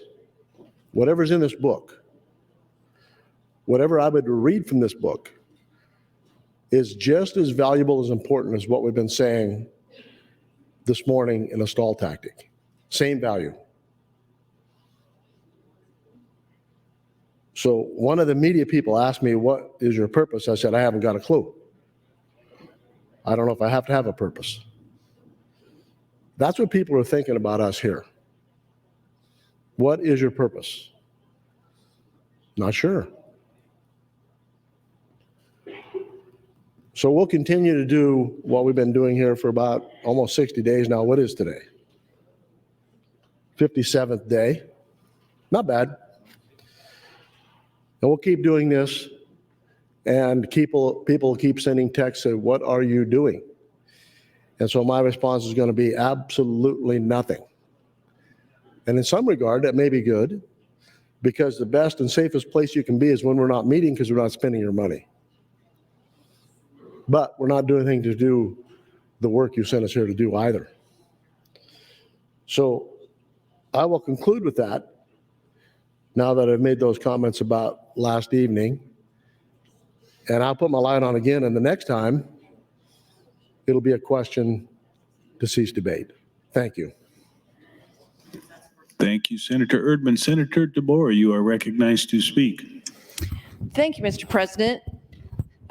Also, thank you to Senator Erdman for using my "as the legislature turns" phrase, which is what I've been calling this place for a couple of years.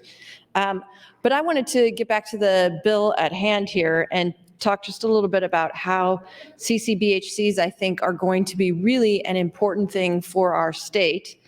In other states that have them, they've really, really done a good job of really transforming how behavioral health delivery works. And they're the FQHC model, which is holistic and integrated care. It's prioritized to do this sort of holistic and integrated care. And that's really the best way to do behavioral health and substance abuse care. But something we maybe have not talked as much about is the long-term savings of instituting these kinds of programs, because there is every likelihood that these will lower our incarceration rates. If we can get some of these interventions in place before criminogenic behavior develops, then we prevent the whole process from sort of going the wrong direction. And so having these kind of behavioral health and substance abuse interventions may cost us some money in the short term, but imagine the long-term, both safety to our community, safety to individuals who are experiencing these behavioral health and substance abuse issues, and also just the savings to the state as we prevent some of that excessive amount of kind of like mental health, behavioral health sort of thing from leading to incarceration, where we find lots of folks who are incarcerated because of those problems, which had we intervened earlier and more holistically, we might have been able to prevent. So I am against the bracket motion and the motion to reconsider. I am strongly in favor of LB 276, which Senator Wishart has brought. And I just wanted to bring us back to thinking about how important these programs are going to be. We hear all the time about the problems that behavioral health, that substance abuse issues have in our state, have across this country. And here we have an opportunity to do something really good. And a lot of folks have come together on this one, and I just want to appreciate the work that's been done here and say, Nebraskans, we've heard you when you've said to us that we need this kind of care, and here we have the opportunity to help deliver it to them. So thank you, Mr. President. Thank you, Senator DeBoer. Senator Michaela Cavanaugh, you're recognized to speak. This is your last time before your close. Thank you, Mr. President. Okay. So again, this is a bill about the CCBHCs, which are the certified community, wait, I want to get it right. I feel like I'm always going to say it wrong. Certified community behavioral health clinics. I always feel like I'm going to say certified community-based health clinics, like the behavioral health clinics, CCBHC. Okay. So, and this is the report from the National Council for Mental Well-Being, CCBHC's impact at a glance, expanding access to care. And part of the reason that I am reading this is because CCBHCs are a really fascinating service model, but they're a fairly new service model. And so I think it is helpful if I'm going to be talking to inform us all as to what that service model is and why it's important. So expanding access to care. CCBHCs and grantees are closing the treatment gap that leaves millions of Americans with unmet mental health and substance use needs. bringing thousands of new clients into care. 1.2 million people are currently served across 249 responding clinics, which means that an estimated 2.1 million people are served nationwide by all 450 CCBHCs and grantees active as of August 2022. The estimated total represents an increase in about 600,000 clients compared to the estimated total number of individuals served by all CCBHCs in 2021. CCBHCs and grantees are, on average, serving more than 900 more people per clinic than prior to CCBHC implementation, representing a 23% increase. Investing in the workforce. The CCBHC model is alleviating the impact of the community-based mental health and substance use workforce shortage by enabling clinics to increase hiring. Responding clinics hired 6,220 new staff positions, or an average of 27 new staff per clinic, as a result of becoming a CCBHC. An estimated 11,240 new staff positions were added across all 450 CCBHCs and grantees active as of August 2022. Expanding access to medication-assisted treatment. CCBHCs and grantees are addressing the nation's opioid crisis by dramatically expanding access to medication-assisted treatment, or MAT, which, when combined with counseling and behavioral therapy to provide a whole patient approach, is considered to be one of the most effective ways to treat substance use disorder, or SUD. 82% of CCBHCs and grantees use one or more forms of MAT for opioid use disorder, compared to only 56% of substance use clinics nationwide that provide any MAT services. I don't know if you're supposed to say MAT or MAT. So medication assisted 1 minute. treatment. Thank you. An estimated 69,400 clients nationwide are engaged in MATs across the 450 CCBHCs and grantees that were active as of August 2022. 65% of CCBHCs and grantees have increased the number of clients engaged in MAT since becoming a CCBHC, including 27% who say the increase has been significant. Coordination and integration with primary care. CCBHCs and grantees work closely with primary care partners using multiple strategies to coordinate and integrate care. 81% of respondents report increasing the number of referrals to primary care since becoming a CCBHC. CCBHCs also engage in numerous activities to coordinate and integrate care, from electronic information sharing with care coordinating partners. 94% currently do this or plan to co-locating physical health services on site. 88% That's your currently time, do Senator. this. Thank you. Senator Hunt, you're recognized to speak. Thank you, Mr. President. Good morning, colleagues. Good morning, Nebraskans. I rise in opposition to the reconsider motion and to the motion to bracket, and in support of LB 276.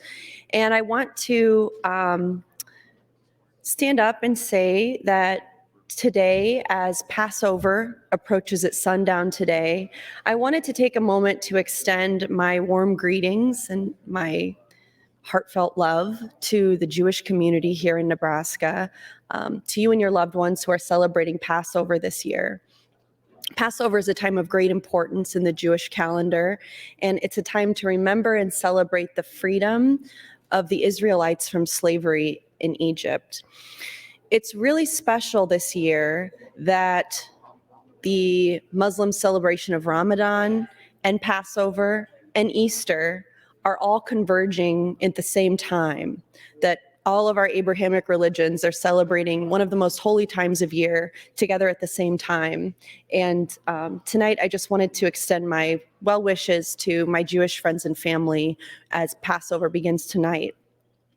The story of Passover is one that has been told for thousands of years, but it remains just as relevant and powerful today as it did centuries ago.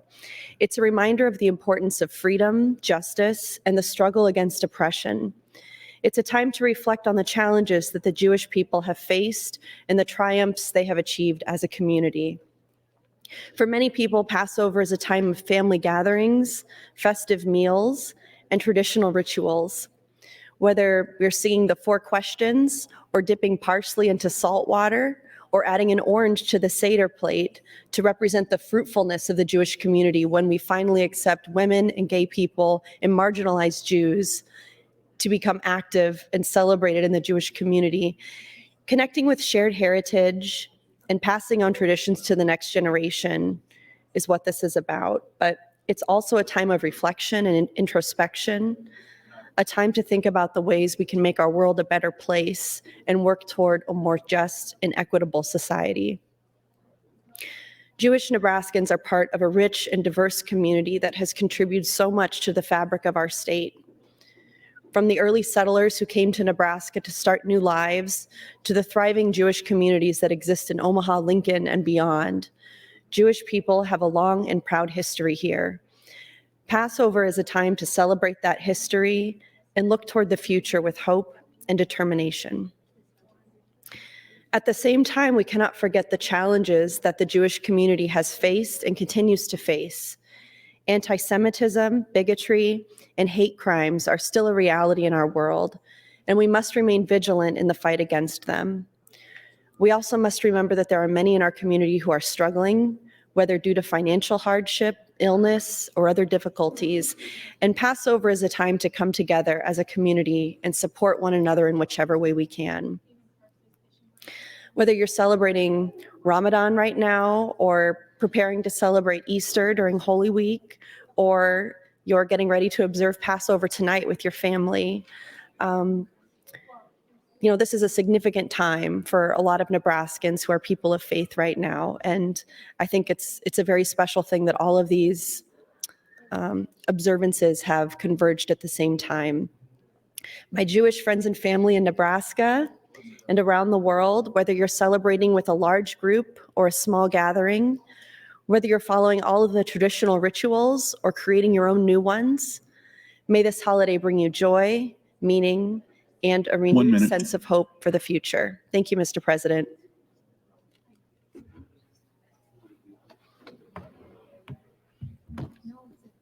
Thank you, Senator. Mr. Clerk, for an announcement. Thank you, Mr. President. The Urban Affairs Committee will hold an executive session under the north balcony at 11 o'clock. Thank you. Senator Armendariz, you're recognized to speak. Thank you, Mr. President. Good morning. I want to speak to Nebraskans this morning about statements that were made on this floor yesterday. Statements that were made by Senator Hunt's claim that a physician shared with her personal information about a physician's patient and that patient's personal family information.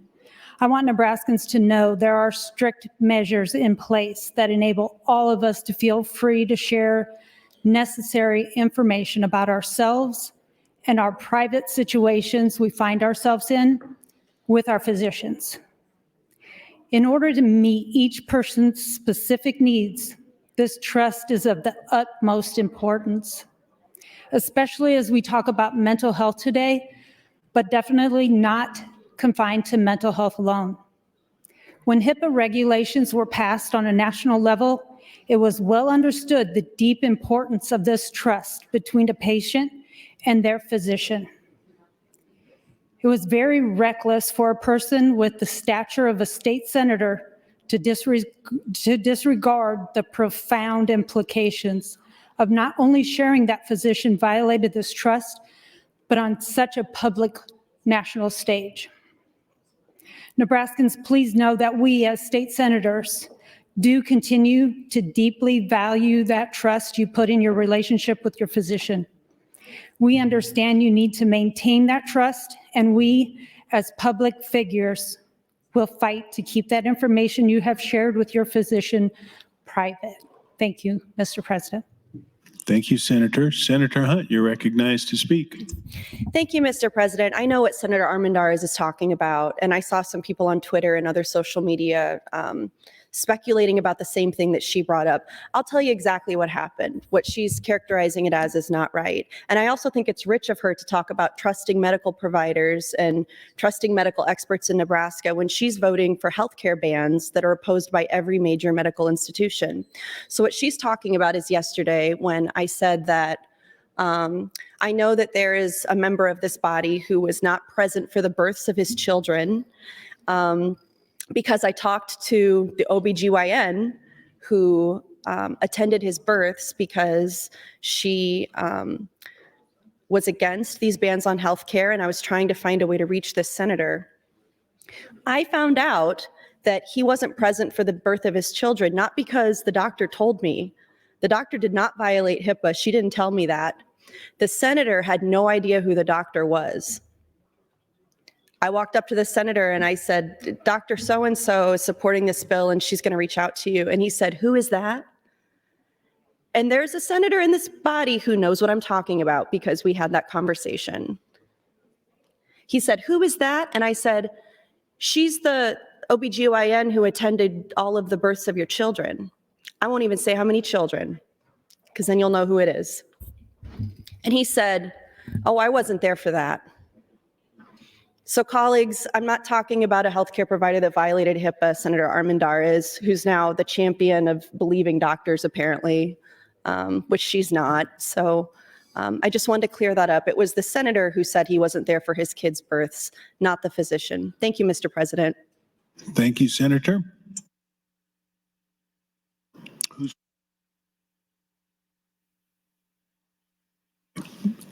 Senator Kavanaugh, you're recognized to close on the motion to reconsider. Thank you, Mr. President. I stepped out in the hallway, so I kind of missed the conversation, but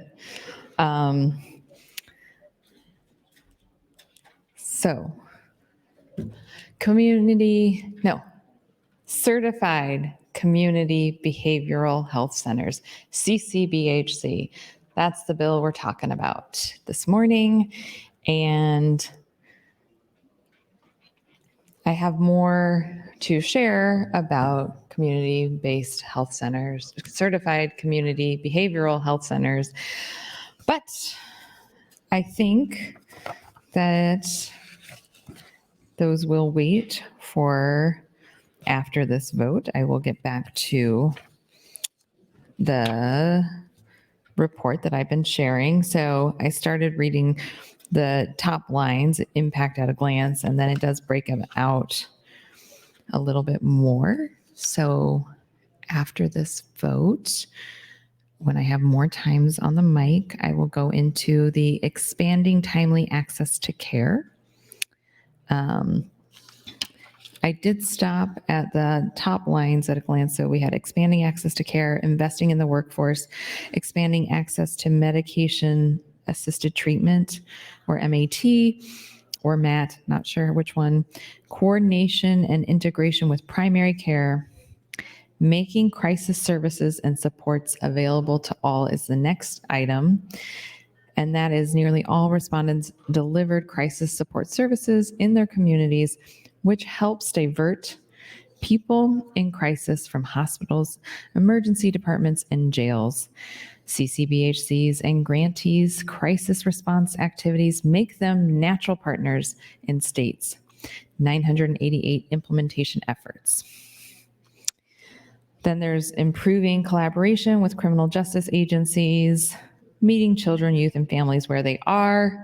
That actually might be one that I would prioritize talking about because I think that's really important. Addressing health disparities. Universally responding clinics indicate that CCBHC status has helped them serve more people of color, improve access to care, and reduce health disparities in their communities. So, with that, I yield the remainder of my time to the chair. Thank you. Thank you, Senator. The question is the motion to reconsider. All those in favor vote aye. There's been a request to place the House under call. The question is, shall the House go under call? All those in favor vote aye. All those opposed vote nay.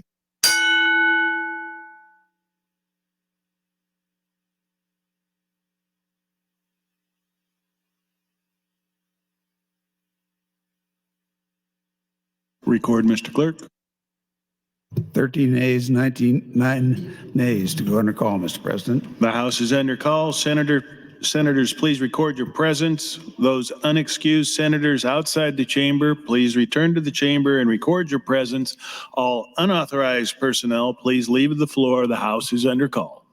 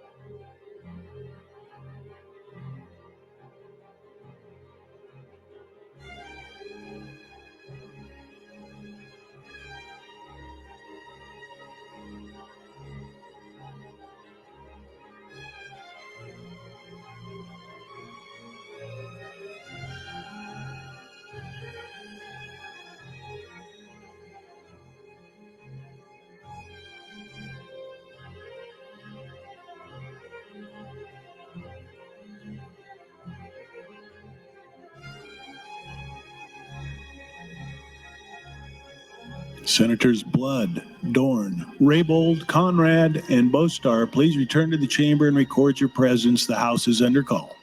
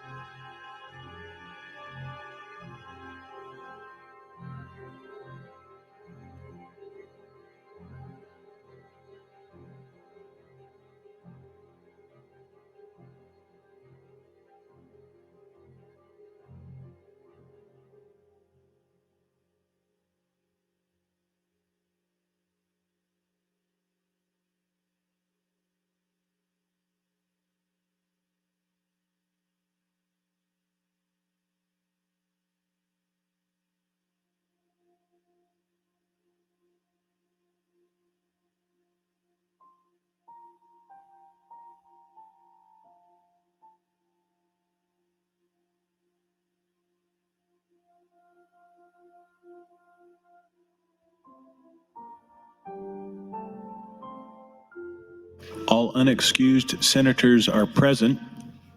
The question is the motion to reconsider. All those in favor vote aye. All those opposed vote nay.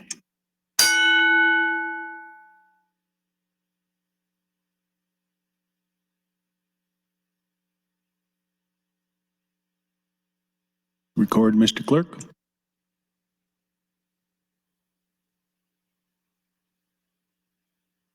Zero ayes, 46 nays on the motion to reconsider, Mr. President. The motion fails. I raise the call. Mr. Clerk. Mr. President, the next motion, Senator Hunt would move to recommit the bill to committee. Senator Hunt to open. Thank you, Mr. President. Colleagues, I rise in support of Senator Wishart's bill to adopt the Certified Community Behavioral Health Clinic Act. One of the most exciting things that happened recently in my district is we got a new office in Benson for Charles Drew Health Center. And that office, that clinic, is specifically providing a lot of specialized services for Omahans who are living with AIDS and HIV. Another exciting thing that happened on the same street, just about 3 blocks west of there, is the Nebraska AIDS Project recently opened a new clinic in the location where a crisis pregnancy center had been. There was an essential pregnancy services office in this building, and they're not there anymore. I don't know what happened with that, but it's a really good thing for a community when something like a crisis pregnancy center, which is a place that's known to give misinformation to patients, a place which doesn't have to face the same rigorous standards for clinical health services and services to patients that other health centers have to meet and abide by. And a place that we know increases stigma for people who are dealing with difficult pregnancies. It's really good that that organization has closed, and we don't have that any longer in Benson, but instead we have Nebraska AIDS Project, which is working to decrease stigma around STIs and STDs, to get people tested for STIs and STDs, which I encourage all of you to do if you haven't done. And also to provide services to Nebraskans who are living with AIDS and HIV. This organization also does a lot of important work raising money for services for people who are indigent or can't afford care, which it's a lot of people. There's a lot of people in Omaha who are low income or in poverty or homeless who have these diagnoses. And so I've been a supporter of the Nebraska AIDS Project for many years. I was on their board for their Friends Board, which is a fundraising board, for several years. And it was a friend of mine named Jordan Del Mundo who actually got me to join that. And he and I grew up in Omaha together, kind of getting to know each other through the local music scene, which is sort of why I stayed in Nebraska, honestly. I was looking at a lot of different colleges to go to and different places to attend. I wanted to study linguistics at Iowa State or music composition. That was something I was looking at. I was applying to do journalism at University of Missouri at Columbia. That's such a time when you're applying for different things and trying to figure out what the path of your life is going to be based on where you go to college. But I met my friend Jordan at that time, and he was a huge activist and someone super knowledgeable about AIDS and HIV. And it was these community health clinics like Charles Drew Health Center, like Nebraska AIDS Project, that were some of the only affordable places that people were getting care for these kinds of diagnoses. So I was excited to join the Friends Board of the Nebraska AIDS Project. And fast forward to several years later, I actually joined the board of Charles Drew Health Center as well. So now we have an office of Charles Drew Health Center in Benson. It's in my district. It's the same place where I have my stationery store where my son and I work.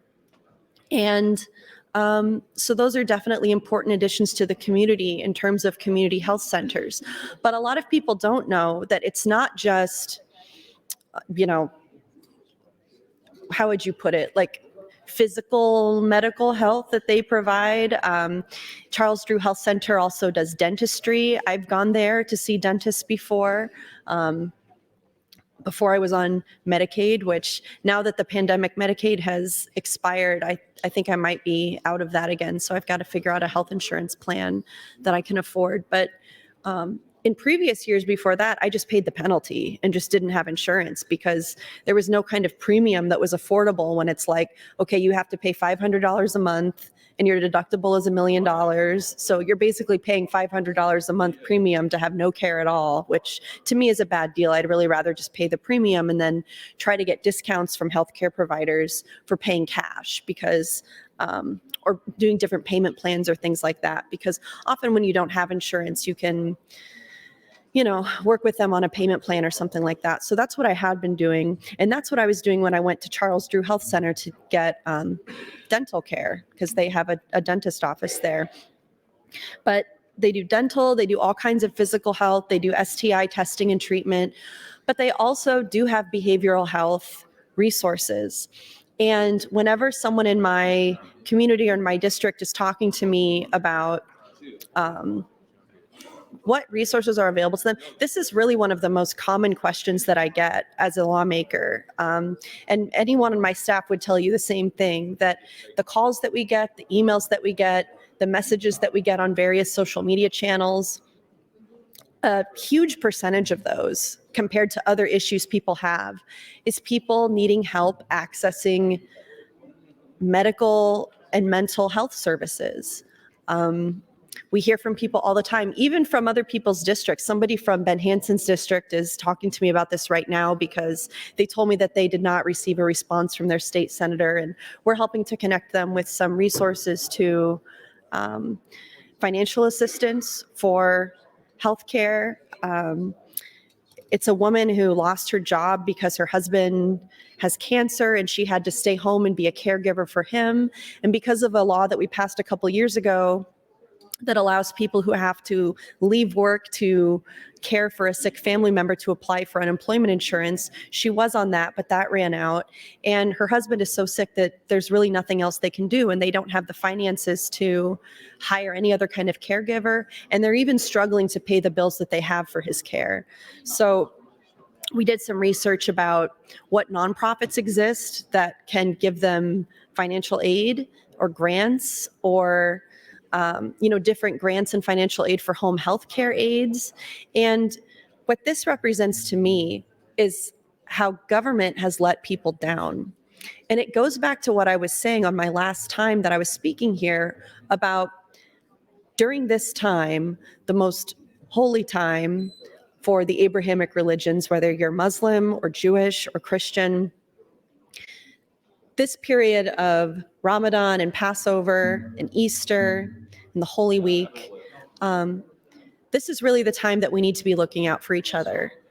And to me, that doesn't just mean supporting nonprofits. It doesn't just mean donating to your church and trusting them to distribute the funds in a way that makes sense.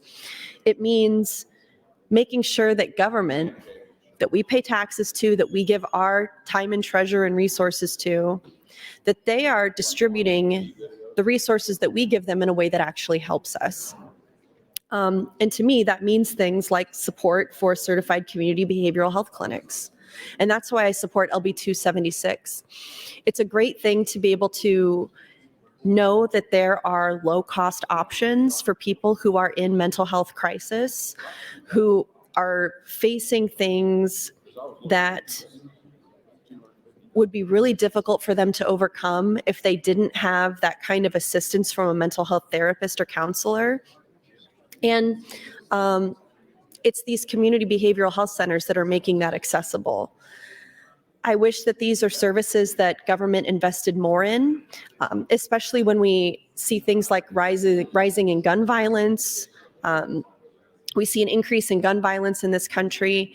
And then people who support laws that enable this kind of gun violence, they say things like, well, we don't have a gun problem, we have a mental health problem. It's really just that these people are mentally ill. Okay, so then what resources are we giving them to help them with their mental illness? 1 minute. Thank you, Mr. President. What resources are we giving them to help them overcome these challenges? So often it's nothing. And you even say, well, if they're mentally ill, there must be a reason for that. Maybe they should have made better choices. Maybe they should go to church more. Maybe you have these solutions that don't frankly work for everybody. So it's a really good thing when government can come together and fund access to mental health care and make sure that it's in a form that's accessible to people in our communities where they are. Thank you, Mr. President. Thank you, Senator Hunt. Senator Slama has some guests in the north balcony. They are sophomores from across Nebraska and the Nebraska Federation of Women's Clubs. Please stand and be recognized by your Nebraska legislature.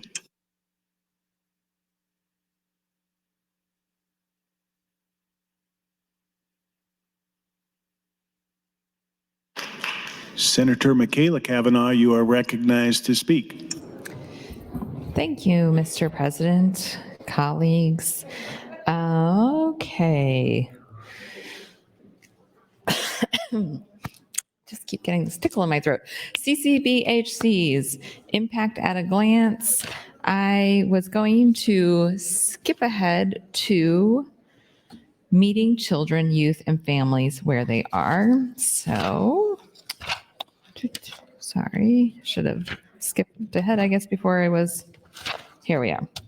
Okay, it's page 25. So, meeting children, youth, and families where they are. In December 2021, U.S. Surgeon General Vivek Murthy, MD, MDA, issued a Surgeon General's advisory highlighting the urgent need to address the nation's youth mental health crisis. The CCBHC model supports clinics in providing comprehensive services beyond the four walls of the clinic to meet community members when and where they need care. In addition to directly providing services to children and youth, CCBHCs are partnering with schools and other social service systems to reach children, youth, and their families where they are. The vast majority of CCBHCs and grantees, 94%, deliver services to children and youth directly, while 8% collaborate with a DCO for child youth services. Notably, clinics can do both, providing some services directly while also working with a DCO for others. Nearly 4 in 5, 79%, offer direct services on site across high schools, 74%, middle schools, 73%, and elementary schools, 68%. CCBHC's direct services on site at schools, it's a chart. Gonna skip to the next. Addressing health disparities and social determinants of health. Social determinants of health. Despite some progress, inequities remain in mental health and substance use care access for Black, Indigenous, and people of color, or BIPOC, Asian American and Pacific Islander, AAPI, and lesbian, gay, bisexual, transgender, and queer, LGBTQ+, individuals, and other historically marginalized populations. I'm going to pause there to talk about the Oxford comma. I notice here that where they have lesbian, gay, bisexual, transgender, and queer, they did not use the Oxford comma. And I'm wondering, is that the standard when you write out LGBTQ+? Or did the author of this make the conscious choice to not use the Oxford comma? Interesting. The inconsistent use of the Oxford comma. Or is it being consistently not used when writing out LGBTQ to say lesbian, comma, gay, comma, bisexual, comma, transgender, and queer? No comma after transgender. Is that the consistent way to write out LGBTQ, sans Oxford comma, or did the author of this make the choice to leave out the Oxford comma? Okay, resuming. Since becoming a CCBHC, a large majority of organizations have initiated, continued, or expanded 1 minute. work to improve access to care for reduced health disparities among and serve people of color or other historically marginalized populations. I'm going to go on a limb and say that it is the author's intentional leaving out of the Oxford comma, because in this next sentence that I just read, they again do not use the Oxford comma. They say initiated, comma, continued, or expanded work. No comma after continued. So I think that it is a conscious choice. Maybe it's a subconscious choice, but I do think that the author of the report is anti-Oxford comma. This is a mystery we will get to the bottom of before the day is over. Or we won't. Probably not, because I don't know who authored this and I don't know them personally. But if anybody does, please ask them their take on the Oxford comma. That's Thank you, your Mr. time, President. Senator. Thank you. Thank you, Senator Kavanaugh. Speaker Arch, Senator Sanders, and Senator Blood have guests in the North Balcony, teachers, student, and staff from Papillion La Vista Public Schools. Please stand and be recognized by your Nebraska Legislature.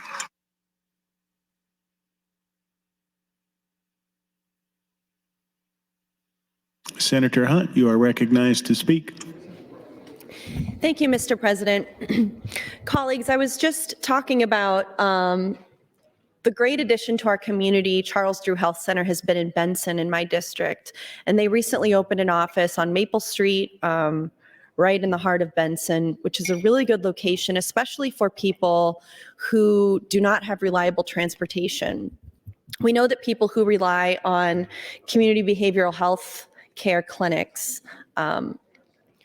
are more likely to be low income, are less likely to have the same resources as some other people, and making sure that we have these community behavioral clinics on bus lines, on lines where we have public transportation, is a really important thing for making sure we can get this access to people.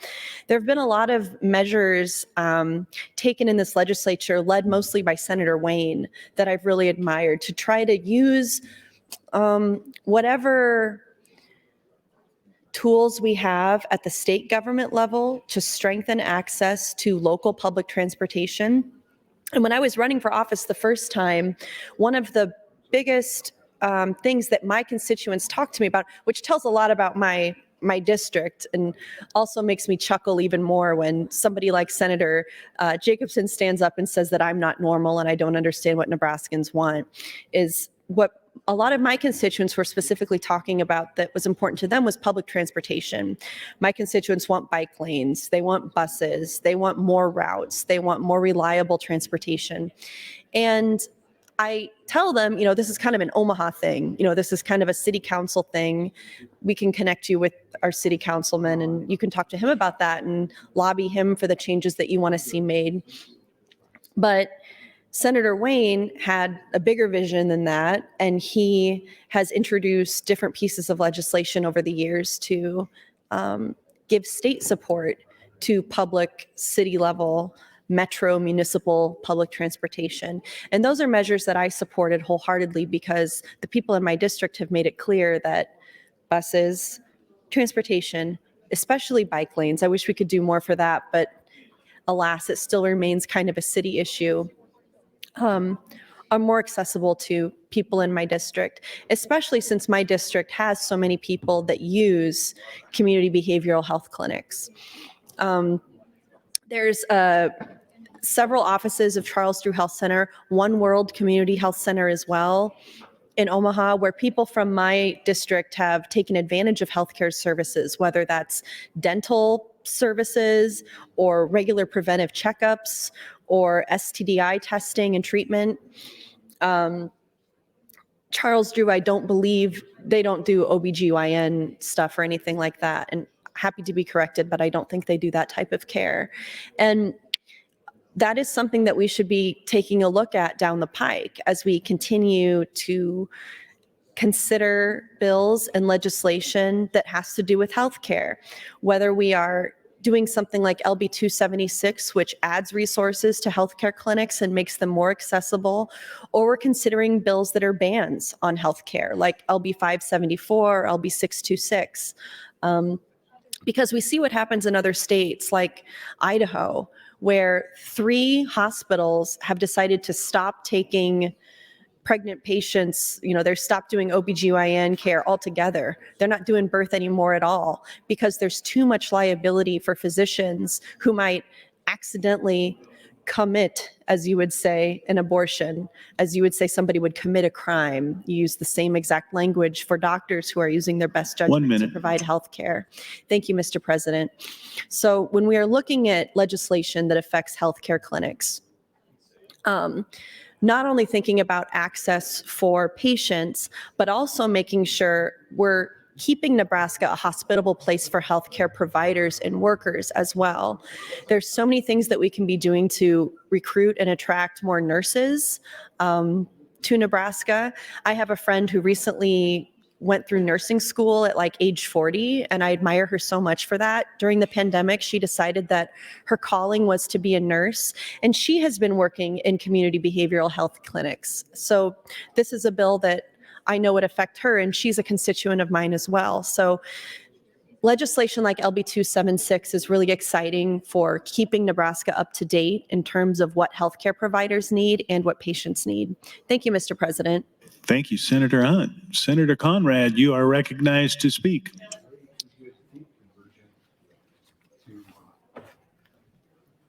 Thank you, Mr. President, and good morning again, colleagues. I wanted to continue in regards to some of the debate that we've been having on this measure this morning to connect the dots to some other critical issues pending before the legislature that advanced our shared commitment to behavioral health and mental health. I'm hopeful that we'll find a way to move forward with a measure that my friend Senator Hughes has introduced that kind of updates and makes important changes to how we provide for mental health training in our schools that came before the Education Committee, and I think generated a significant amount of support from school boards, from teachers, from those that are on the front lines in dealing with the stress that many students and many teachers are facing when it comes to their mental health and behavioral health issues. I know Senator Wayne has introduced a very exciting proposal in regards to providing a significant amount of funding to address PTSD, which I think would be a wonderful step in the right direction to getting more information and more resources into the communities that need them most to help address mental health and behavioral health issues. So along with Senator Brewer and Senator Frederickson's work on telehealth parity, this measure that Senator Wishart has brought forward in collaboration with the governor's office, I think are all thoughtful approaches to improving access and resources to address our shared goal of doing more on mental health and behavioral health, and recognizing the impact, the positive impact that has for human rights, for educational achievement, for economic prosperity, and mitigates the impact to the taxpayer if we don't address these mental and behavioral health challenges in appropriate settings. We end up defaulting to our criminal justice system, which again is the most expensive and least effective way to deal with mental health and behavioral health. On that note, I did want to draw the body's attention, again, kind of forecasting some of the debate that might come forward in regards to the criminal justice package and or the budget in regards to building a massive new prison in Nebraska.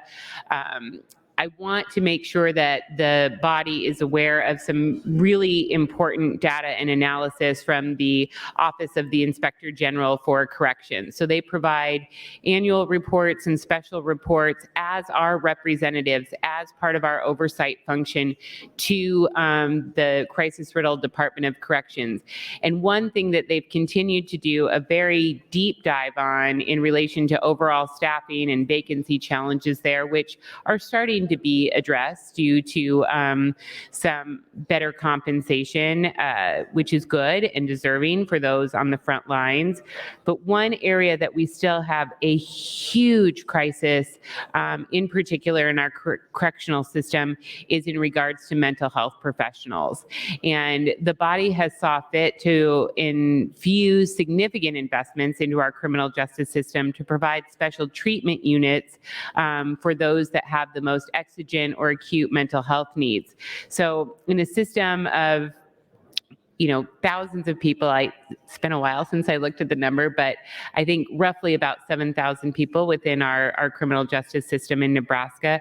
It's been established that typically over 50% of those that are experiencing incarceration also have some sort of mental health or behavioral health diagnosis. We've put together, thank you, Mr. President, some investments on creating new mental health wings within the system, within the Department of Corrections. But keep in mind, colleagues, that's only really serving about 32 people. That's only about 32 beds in terms of the breadth and depth of the problem that exists within the carceral system. And what the Office of Inspector General report tells us is that since we've opened that new mental health wing, we still don't even have the mental health professionals on board to provide a requisite level of community care as required under state law. So that means professionals like psychologists, psychiatrists, trained mental health professionals. And we have a huge and ongoing crisis when it comes to ensuring that we That's have your mental time, health Senator. professionals in our Department of Corrections. Thank you, Mr. President. Thank you, Senator. Senator Michaela Kavanaugh, you are recognized to speak. Thank you, Mr. President. Colleagues. Thank you, Senator Conrad, for highlighting the very important issue of mental and behavioral health within the correction system. So many people who are incarcerated are faced with mental health and behavioral health crises. And hopefully, with a greater investment in programs like the CCBHCs, we can start to work to stem the tide of the criminalization of mental health. And that's really a lot of what we are faced with, is the criminalization of mental health when we're talking about our corrections system. It's one of the reasons that diversion courts are really great. Diversion courts that deal with substance use. The diversion court for veterans is a really, really great option. As we know, so many of our veterans are faced with PTSD and other mental health challenges. And so having a diversion court specifically for veterans has been really a game changer for a lot of people who are system involved. I remember the start of the Veterans Court. I think that was something that Senator Brad Ashford actually worked on. And then his brother was a judge, and he was a judge of the Veterans Diversion Court. So clearly a dedication to service in the Ashford family. His brother passed away a few years ago. And of course, we all know that our beloved friend Brad passed away a year ago. It's just nice to think about some of the amazing things that have been accomplished in this body. And I oftentimes actually say that I'm going to Brad Ashford a situation, which when I say that, I mean, I don't even know what I'm doing until I'm doing it, because that was kind of Brad's way, is that he would like get up on the mic and start talking about something, and then halfway through would like totally change his entire outlook, the conversation. He might even have a whole new bill put up by the end of the conversation. He would have really enjoyed last night. That kind of quick thinking, on your feet, getting things done, collaboration of the whole body. That was definitely the spirit of Brad Ashford, what we had here last night with Senator Ballard's bill and Senator Linehan's bill. And Senator Frederickson's amendment, that was Senator Brewer's bill, and Senator McKinney's amendment. That was certainly the kind of magic that Brad would have appreciated. So CCBHCs. You know, sometimes we have these bills in front of us, and if I weren't taking time so intentionally, we might just move through without much of a conversation. The introducer would have their opening, etc. But I'm really enjoying reading about CCBHCs and the potential that exists with enacting LB 276. So I'm grateful to Senator Wishart for bringing this bill. I think this is going to be a really great thing for Nebraska healthcare, for alleviating pressure points long-term and strategically within our systems. So, yeah, I yield the remainder of my time. Senator Duncan, you're recognized to speak. Thank you, Mr. President. I genuinely wasn't planning on speaking more on this issue, which I think is a bingo square for people who watch at home, how many times senators say that. But I wanted to rise still in support of LB 276, but just in response to some of the things that Senator Michaela Cavanaugh was just talking about. And these are sort of niche differences that I want to make very clear, because I think sometimes these things get conflated. And I say this with all due respect. This is not to correct you or anything, but sometimes we talk about diversion and problem-solving courts and we conflate the two. And this is, I think, an actual really, really important differentiation for my colleagues. And I know a lot of people are doing a lot of things today, so I'll probably talk about this more with people individually. But there is a very, very large difference between diversion programs and the problem-solving courts that we talk about a lot here in the legislature. Both are fantastic for very different reasons, and both seek to achieve very different goals. To differentiate the two, to put it quite simply, diversion is a program that is offered wherein somebody can take advantage of that program before they plead to something, whereas the problem-solving courts require that an individual has to actually enter a plea to a felony prior to engaging in the program. And why that's different is I think that sometimes these problem-solving courts are talked about as though they are a pre-adjudication kind of program, meaning that you can get involved in it and then you never even actually get charged or convicted, rather, of a crime. And that's very different. So to put this another way, diversion is where you get charged with an offense, and if you meet certain criteria, you are able to get into the diversionary program. And then if you complete the criteria of the diversion program, generally speaking, the charges against you are dismissed. The charges are still pending, at least in Lancaster County, during the whole time that you're in the diversion program, but ultimately the charges are dismissed prior to you having to plead guilty or have a jury trial or anything like that. So the benefit of that is you can get the benefit of diversion. You can get involved in, for example, treatment, mental health, or behavioral health services like we're talking about here, and it never actually shows up as a conviction on your record. It can be problematic to have that case still pending while you're waiting to finish diversion, but it's still out there. That is very, very different than the problem-solving courts that we have here as well. In the problem-solving courts, what happens, let's say in drug court, is you actually have to, at least in Lancaster County, enter a plea to the felony as charged. So you go in and you plead guilty to the felony that you were charged with, and then you're accepted into the drug court program. And what happens is the sentencing on your felony that you've now pled to just gets kicked way, way, way far down the road.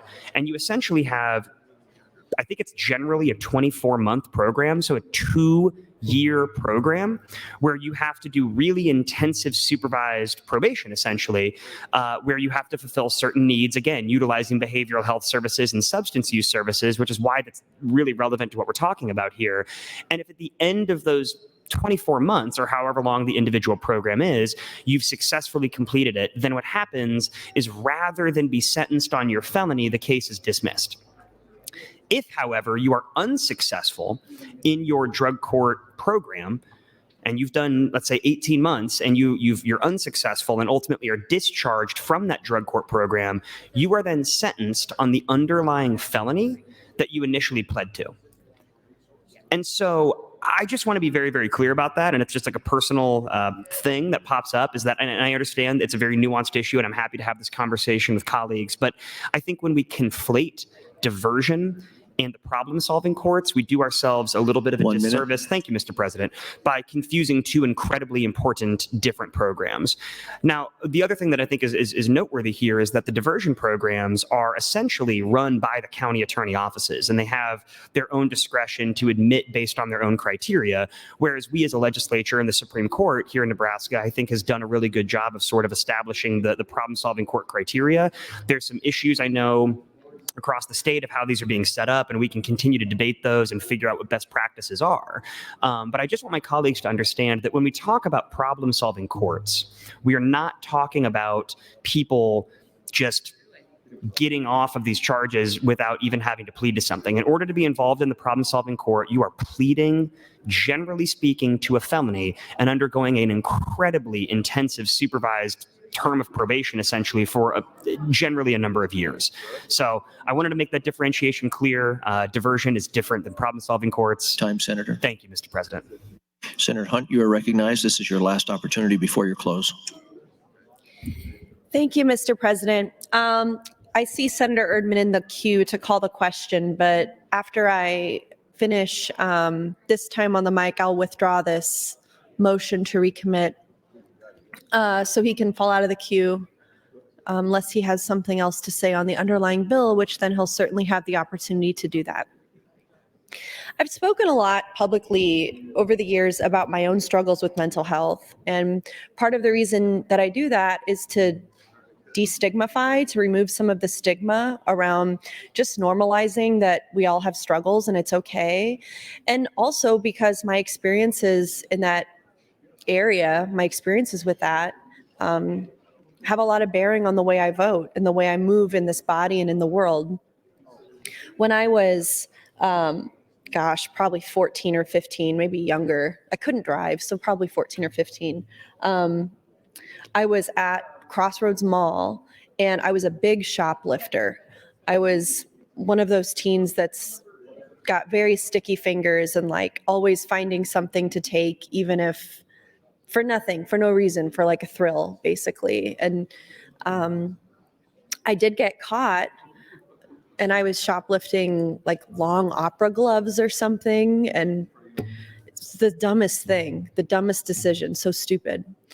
And I got caught, I got arrested. My parents came, and they actually got me a lawyer. And whatever happened was such a blur to me. You know, I went in front of a judge. The lawyer handled everything. I don't know what happened. And I was dealing so much with depression at the time, as I've talked about.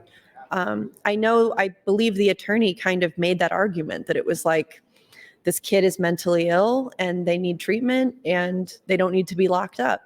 So I know it's kind of by the grace of God, right? Like I got really lucky that I didn't receive a harsher punishment for that. You know, that could have really gotten me in a bad cycle of being involved in the juvenile justice system, falling in with the wrong people. I don't know, like, I really can't even predict or know what my future would have held if I had continued down that path, which I didn't, because I was able to get mental health care at that age, and when I was like 13 or 14, and start seeing a therapist and start working through issues that I had as a child that led me to kind of seek thrills like shoplifting and things that I wasn't supposed to be doing. And at a young age, I was able to change that behavior and stop doing those things and understand why I did those things and kind of the underlying, you know, problems that I was trying to solve in an unhealthy way. And that's exactly what you learn to do through therapy. So I know people are going to listen to me say that and be like, you know, you're a criminal, or, you know, you got off easy, which, yeah, I did get off really easy. I sure did. I'll say that, first of all. But nothing happened to me that I don't think every young person deserves, which is lenience, which is understanding, and connecting them to resources to help them deal with their mental health challenges instead of just immediately going to something punitive or a solution that's carceral. Because you know, I was able to grow up into a very normal person, despite what people like Senator Jacobson say about how abnormal I am, but I'm actually super normal.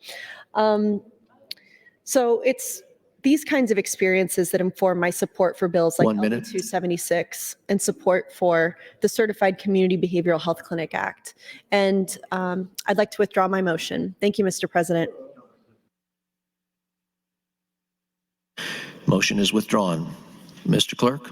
Oh, excuse me, Senator Erdman, you are recognized to speak. Thank you, Mr. President.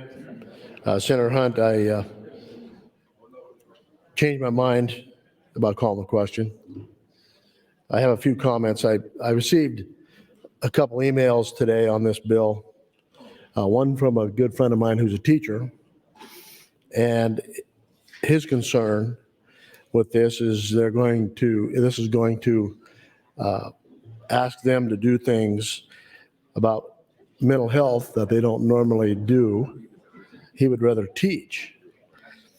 And I think many times today we consider everyone who misbehaves has a mental health issue. And that is not a true statement. There are discipline reasons, lack thereof, that some children act the way they do. We don't want to talk about that. My good friend, Senator Groney, tried for years to do something about controlling the discipline in the classroom, got nowhere. The teachers union was in favor of controlling or having discipline in the classroom, and it still got nowhere. I'm not here to tell you today that I don't believe there are people who have mental health issues. That's not the case. But what I'm telling you, every person who has a behavioral issue does not have mental illness. I want to share a story with you about my earliest days of school. In fact, it was the first day of school, and that was a long time ago. And when my dad dropped me off at school, he said, if you get in trouble at school, that'll be nothing compared to what happens to you when you get home. You are there to respect and obey the teacher. So the very first recess seemed to be one of the greatest parts of school to me and two of my classmates. And we decided that we would crawl under the pipe, under the hallway, under the roadway, until the teacher went back inside and we'd come out and play.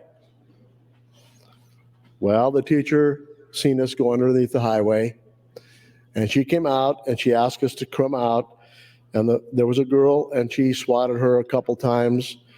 And then there was another gentleman, and she whacked him a couple times, and then she beat me, hit me several times. And she said, the reason that you got more whacks than the others, it must have been your idea. She was probably right. So I went to school, attended government schools for another 13 years. I never got another spanking once. Not once. That teacher that spanked me that first day of my kindergarten year attends my church. She's 93 years old. And she will remind me almost every Sunday, do you need another spanking? And I say, no, that worked.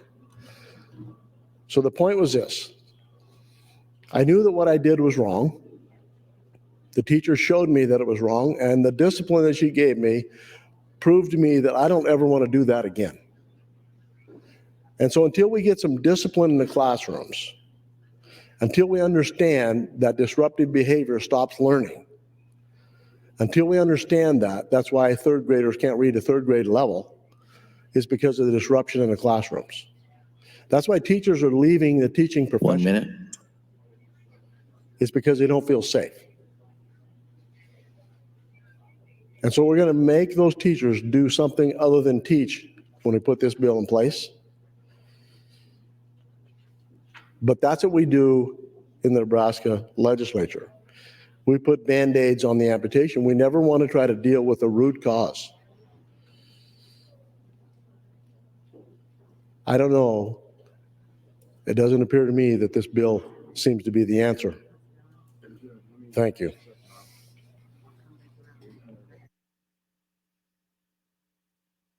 Mr. Clerk, for a motion. Mr. President, Senator Hunt would move to indefinitely postpone the bill, but I have a note she wishes to withdraw. So ordered. In that case, Mr. President, I have nothing further on the bill. Wisher. Seeing no one in the queue, Senator Wisher, you are recognized to close. Thank you, Mr. President. I'm going to waive my closing and just move this to E&R for engrossing. You've heard the motion. All those in favor say aye. Aye. All those opposed, nay. The motion, excuse me, LB 276 is advanced to ENR engrossing. Mr. Clerk? Mr. President, 276A, I have nothing pending on the bill.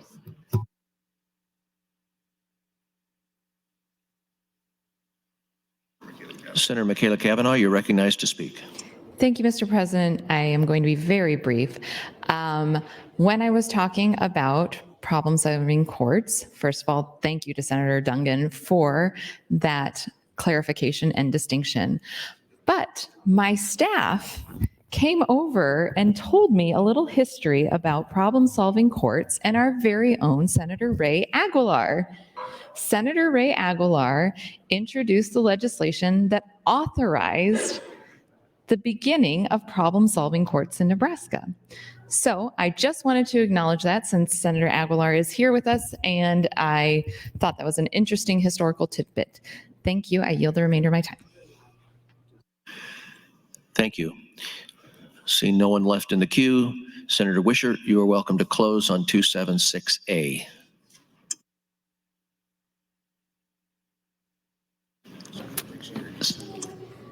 Senator Wishart, you are welcome to close on 276A. Thank you, Mr. President. I'll waive closing to advance LB 276A to ENR for engrossing. All those in favor for advancing LB 276A, say aye. Those opposed, say nay. LB 276A is advanced to ENR engrossing. Mr. Clerk?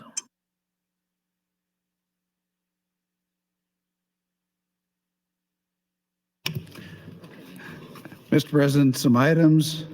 New A bill, LB 299A, offered by Senator DeBoer. It's a bill for an act relating to appropriations to appropriate funds to carry out the provisions of Legislative Bill 799. Committee on Banking, Commerce, and Insurance reports Legislative Bill 256 with committee amendments attached. Amendments to be printed, Senator Sanders to 583. Colleagues, Senator Hansen would like to welcome 100 fourth grade students from Arbor Park Elementary School in Blair, Nebraska. They are seated in the north balcony. Students, please rise and be welcomed by your Nebraska Legislature.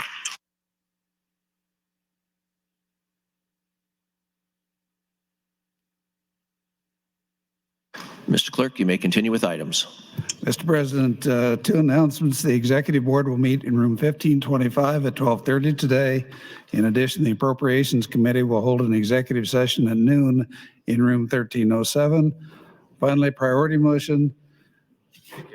Senator DeKay would move to recess until 1:00 p.m. Colleagues, you've heard the motion to recess. All those in favor say aye. Aye. All those opposed, nay. We are recessed.